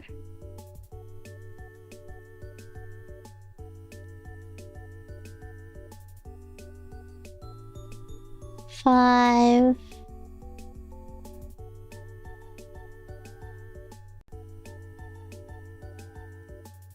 6.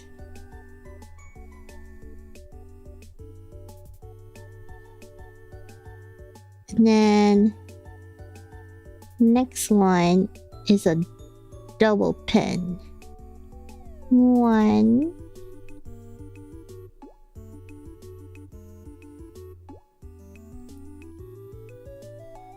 And 2.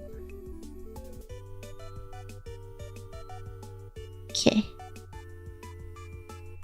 And then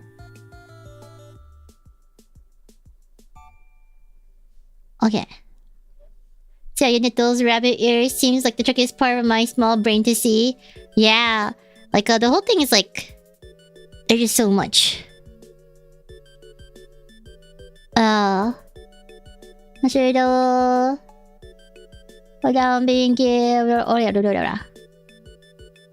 it looks like the ears have like a whole nother thing. So let's see, it's like 8 rounds. So 4 single stitch in a magic loop, and then 4 increase stitches, then 8 single stitches. At least it seems like a bit more quicker, and then there's some decrease stitch and stuff there. So maybe like what I will and I need to do that twice. So maybe like for this this guy, I'll probably do like the full head and body off stream, and then the ear is pretty much like this one but miniaturized. So maybe for the next crocheting stream, I'll do just the ears and stuff for that. Let's see. Fast enough leaving a long tail. Use the yarn tail to sew the ears to the center above each eye. Wait, he got a tail? Oh, he do got a tail! Okay, the tail will be interesting.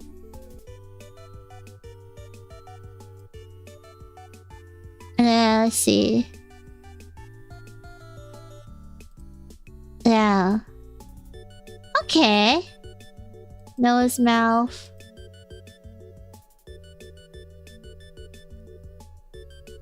Oh, so that's like a nose. I thought it was like What was it? So it's like a little, like that was the full nose. I thought it was a mouth that's drooling this whole time. I thought it was like 2 ears and then like a little happy mouth that's drooling instead of it being like, oh, that's the nose. Yeah. I didn't realize that. Now I see. Now I understood. Yeah, right? It looks like a drooly mouth. Oh. Good Oscar invited. Yeah. Yeah. This is the butt part. No, this is the full body. This is gonna be the full body base. Yeah. It seems kinda tiny, but it definitely will grow. Yeah, the tail's gonna look like a little bit of like kind of thing. Yeah. Now, we didn't start out as, well, a rabbit. What else would you have wanted to be? I don't know, actually. I think I kinda like honest. Well, actually, if I wasn't in Prism, I was gonna debut as a slime girl and stuff. Yeah. So that's what I was going to do originally. Yeah, good thing comes in small packages. Yeah. The tail will look like a kind of thing. Yes, yeah. Yeah. But now I don't think I want to be a slime girl anymore. No, I don't want to be a mold girl either. You know the video slime. And if you go slime, no shapes through slime girl. Yeah. But I don't think I want to be slime anymore. So I don't know. I kind of think like right now I'm really into just being a normal girl, you know? Like I really like the whole you know, just like a stylish girl. Like how Niji Sanji has a lot of like stylish girl models with like careers. Kind of thing, you know? Like yeah, I'm so down for like a Gyaru model and stuff. Yeah. Normal madness, I know. Yeah, just go Gyaru with a valley accent. So real. Like, oh my god, yeah, slay girl. Yeah. So I think probably like that, or just like, I don't know, something that's like fashionable, you know? Yeah, the most menacing of the monster girl, normal girl, yeah. Yeah. And yes, technically the other model got funded on Throne. It just takes a while because I am commissioning my art mama, and my art mama is really busy. So we will see. We will see when it happens. So yeah, I have so many siblings now. I have so many siblings now, so waiting on whenever she's free. So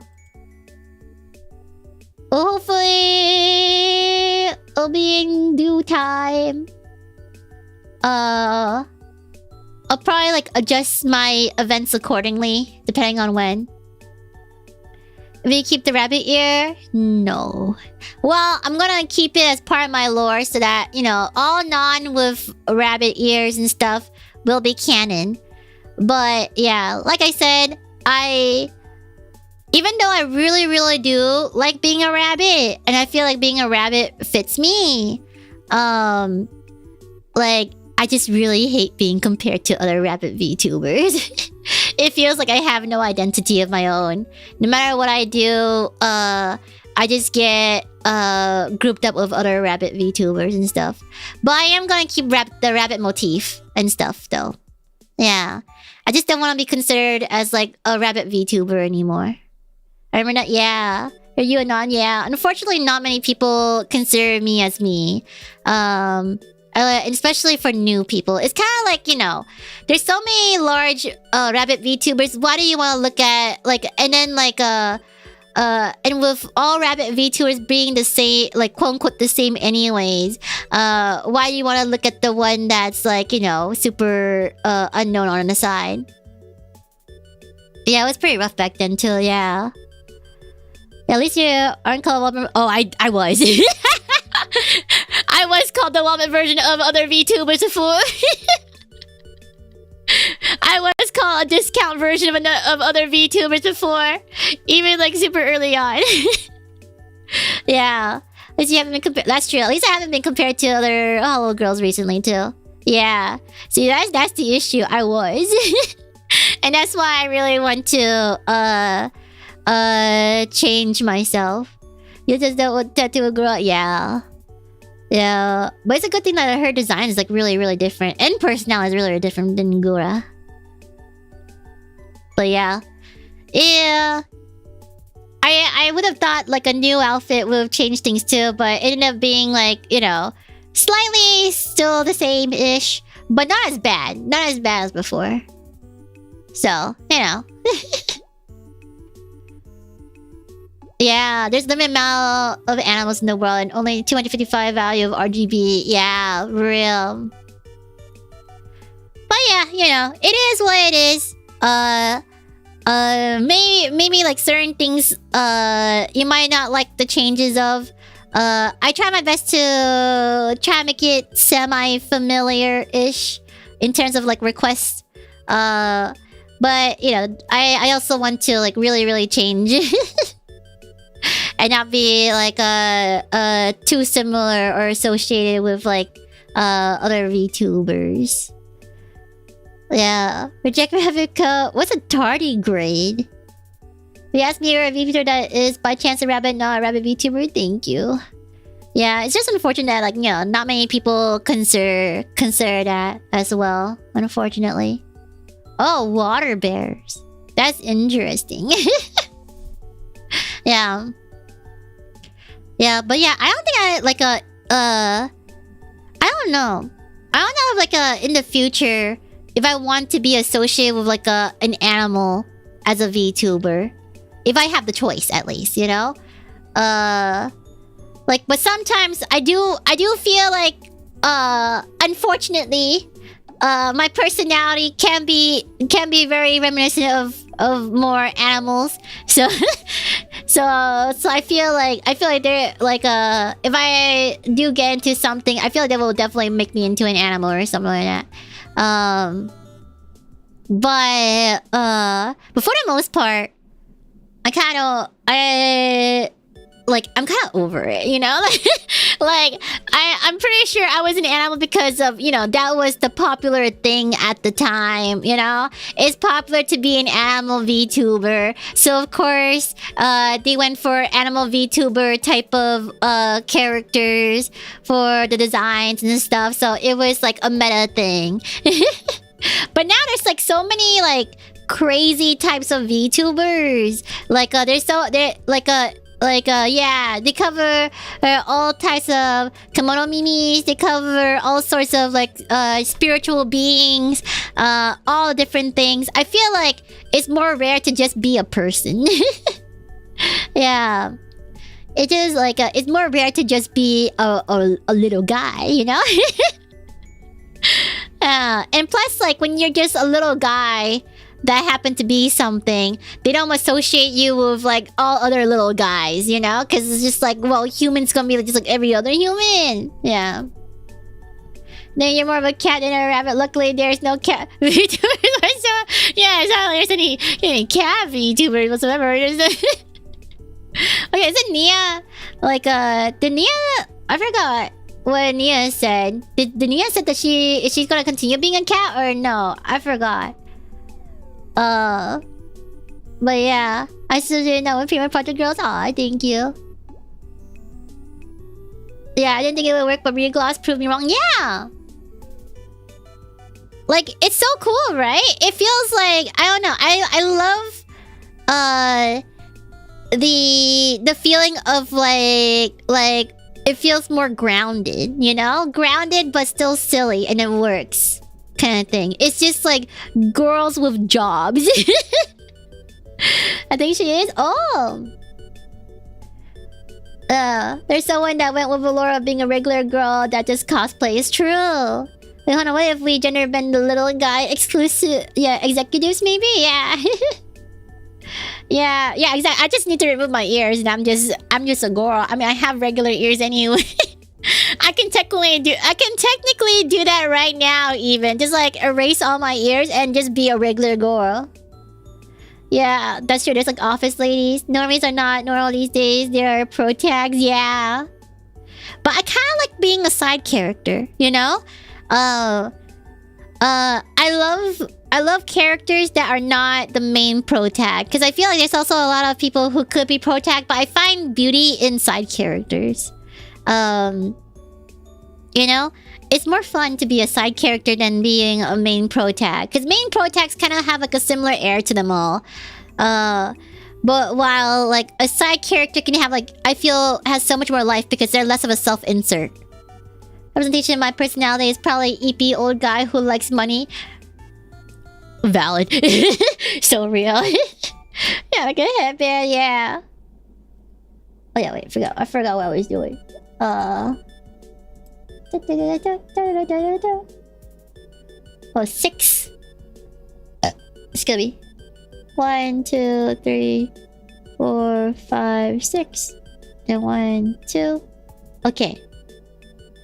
Wait.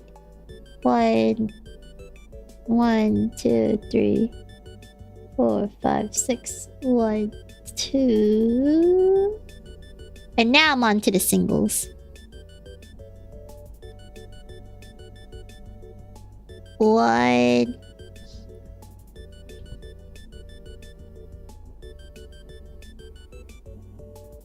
2,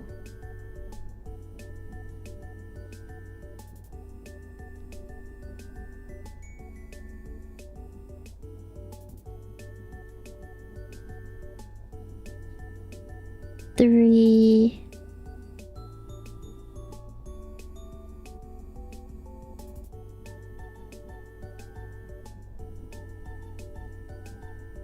4,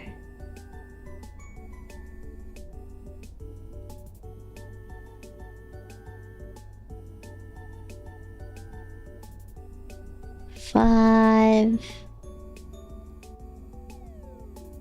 What is this? Yeah. 5.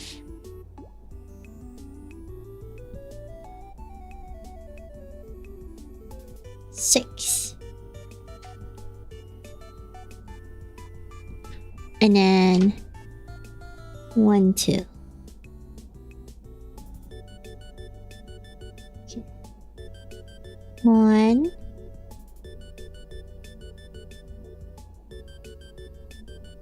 And 2.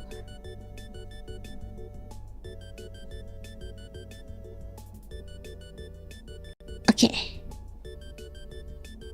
I'm getting so good at this. Ooh! What am I making? I'm making a rabbit. A little rabbit. Why be steering when... Yeah, exactly. We can backseat with more leg space. So real. Then yours, I mean, your femboy friend and his wife was the pro tag of a rom cat. That's true. That's so real. That's so real. The side couples are usually more natural and cute than the main ones. Real. There's a couple elements like that. Yeah. People who want to be pro tag, well, I just want to be that bookstore owner or G-san that seems to be having a quiet life in the background character. Yeah! That's what I really like. I want, like, you know... main characters gotta deal with all that miscommunication and, like, stuff that just makes you kind of angry at times. While, like, you know... you get to have, like, the side characters in the background having, like, the time of their life, living life, you know, chilling, having a great time, unless they're being sacrificed, and that's probably not so chill. But, you know, it's such a nice thing to have a quiet life as a background character. And I love that. I love that kind of vibe, you know? I want that. When we can spin up for side characters, the genre suddenly changes. Yeah. Then those don't be show them, and the chill ones are either last boss or the first to be off. Yeah, so real. It's like you gotta be like in a certain area. But even so, I feel like, you know, like the supporting characters in like a heroes team, or like a supporting characters everywhere else, there's always like like more interest. Like the side characters that shape the hero is always really fun. Like they're always fun and memorable in different ways, and I love that. And there's like room to being extremely quirky. Just, yeah, main characters and get all the challenge and drama. Get to die to build conflict and be done at the middle of the story. Yeah, then they can retire in the afterlife.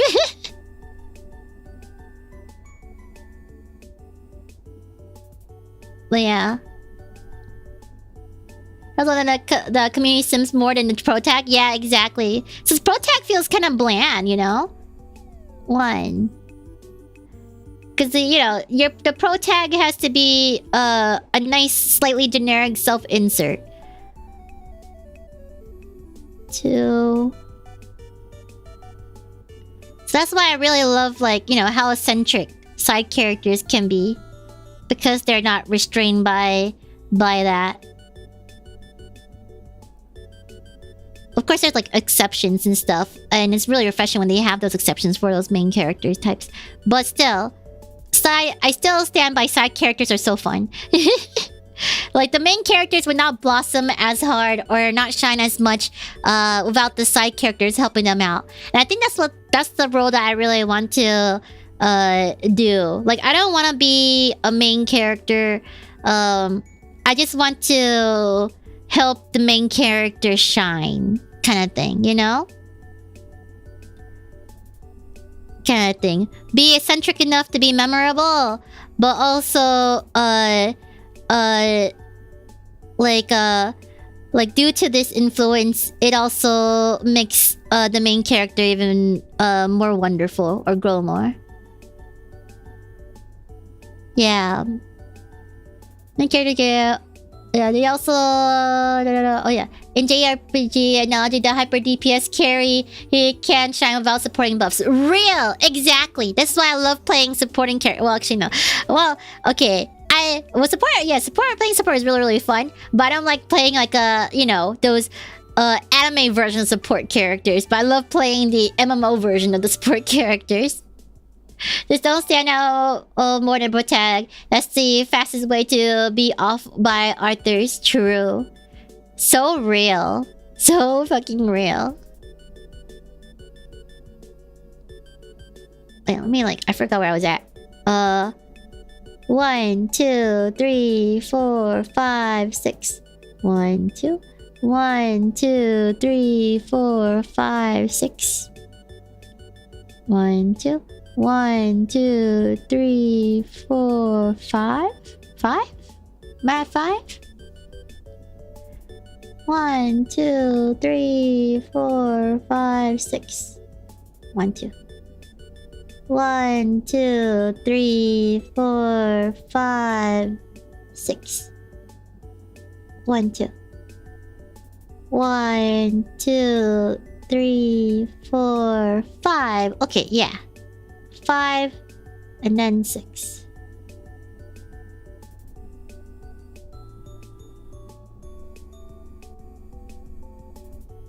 And then 1, 2.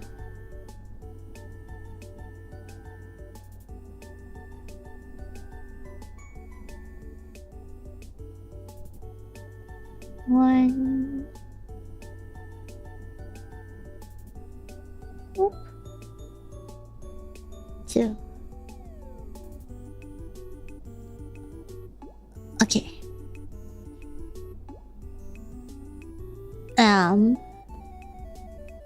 Sigma-Tros, have you thought about that main characters in Shonen have to be celebrated while Shoujo main characters get to be laid 1/3 in the story and the romance is not even dying by then?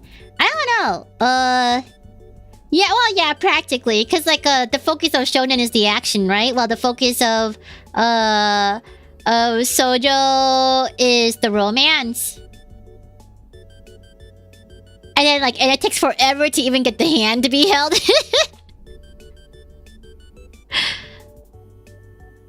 Roleplayed as side character so hard that people mistake you for an NPC for an MMO. Real.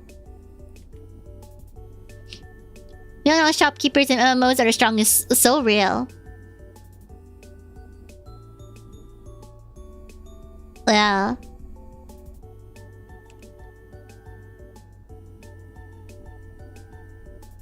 I'm more option to romance by laying they will ignite the shell war so hard the world looks peaceful.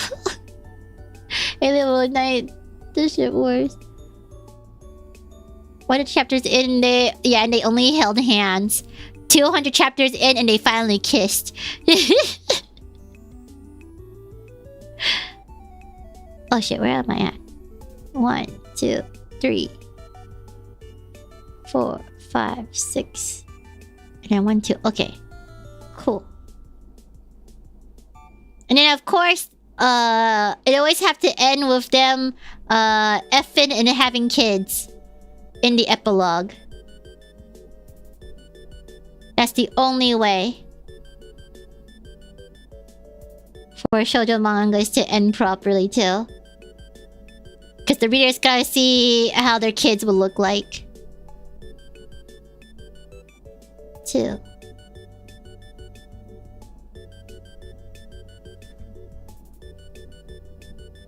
3.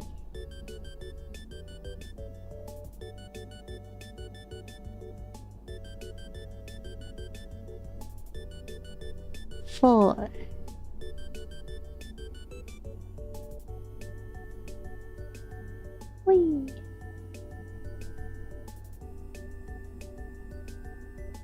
5.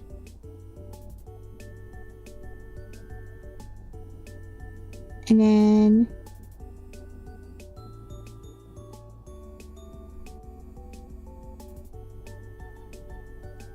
6.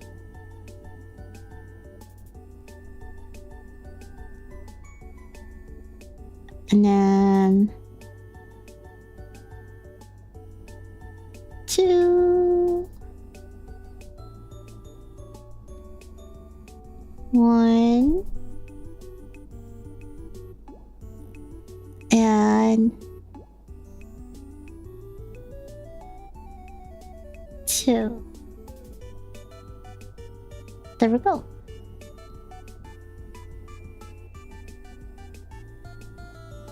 And then... Oh. That's where we can, like, leave it off at. But look, we did, like, really great progress. Look at that. There's a hat. We made a booty. A booty, a hat, a head. Who knows what it is? But it's getting there. Yakana con crochet. That's barely the prologue for the average wuxia novel. That's so real. Wuxia novel just like goes ham like everywhere. Oh. Yeah, it'll need cotton. So we have like the cotton stuff here. And then this is like for the ears and stuff. And then we have like other little bits in here as well too for the eyes. Yeah. Yeah, it's a cup. Don't drink out of it. It's not gonna be a good cup. Yeah, 1,000 plus. Man, 1,000 be on the lower end. It gotta be like 3,000, 5,000 plus chapters of wuxia novels, and then you just like try to think about like how far will it go? How like what's bigger than fighting the universe? Apparently, there's even more. Yeah, and then also freaking fighting a whole concept. Then there's more to fighting a concept? What the heck? Yeah. Are you at the same experience in Sojo manga? Have the couple in bed after 2 chapters that tired because she is wild? Oh damn. Yeah. Do you want me to go out on a date until the side characters force them to? Yeah.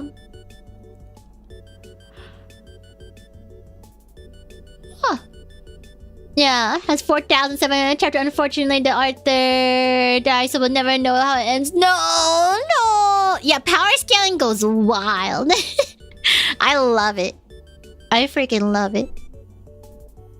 But yeah. Yeah, I feel like I did a pretty good job with how I did it this time. I think. I feel like I crocheted with confidence. So it's looking kind of nice and cohesive for the most part. Yeah. May I do have a future of a crocheter, maybe. But I want to explore punch needling and embroidery some more. Because I think I do enjoy those a bit more. But I don't know. Well, crocheting is also pretty fun too. I still have the plants as well too. Hopefully they have instructions for those. What's the career path for a crocheter? Maybe sprint. Just kidding. Yeah. Maybe like some little short distance sprints. Actually, no. It feels more long distance. This is like hitting my stamina. So it's sad thing when a manga has really nice potential, but then the mangaka passes away. Yeah, real. Or they give up, and it's like it would never be done. And then I cry. Duh, and I cry. And I cry every time. I wish I could be a sprinter when it comes to crocheting. Some people are. Oh my god. There's the world in wool, and we're gonna become embroidery bunnies. Yes. Oh my goodness, fucking yes. Not surpasses #1 reason of manga deaths. Acts by publisher. True. Real. Is next Minecraft of Luto? Yeah. I'm gonna we're replacing, well, we're gonna delay Don't Starve Together collab to being a later date, but we're swapping Don't Starve Together with Minecraft so we can like bring Prima into the industrial age. Yeah. A nice woolly ball? Thank you. Thank you. Yeah. Early next week? Yeah. It'll be fun.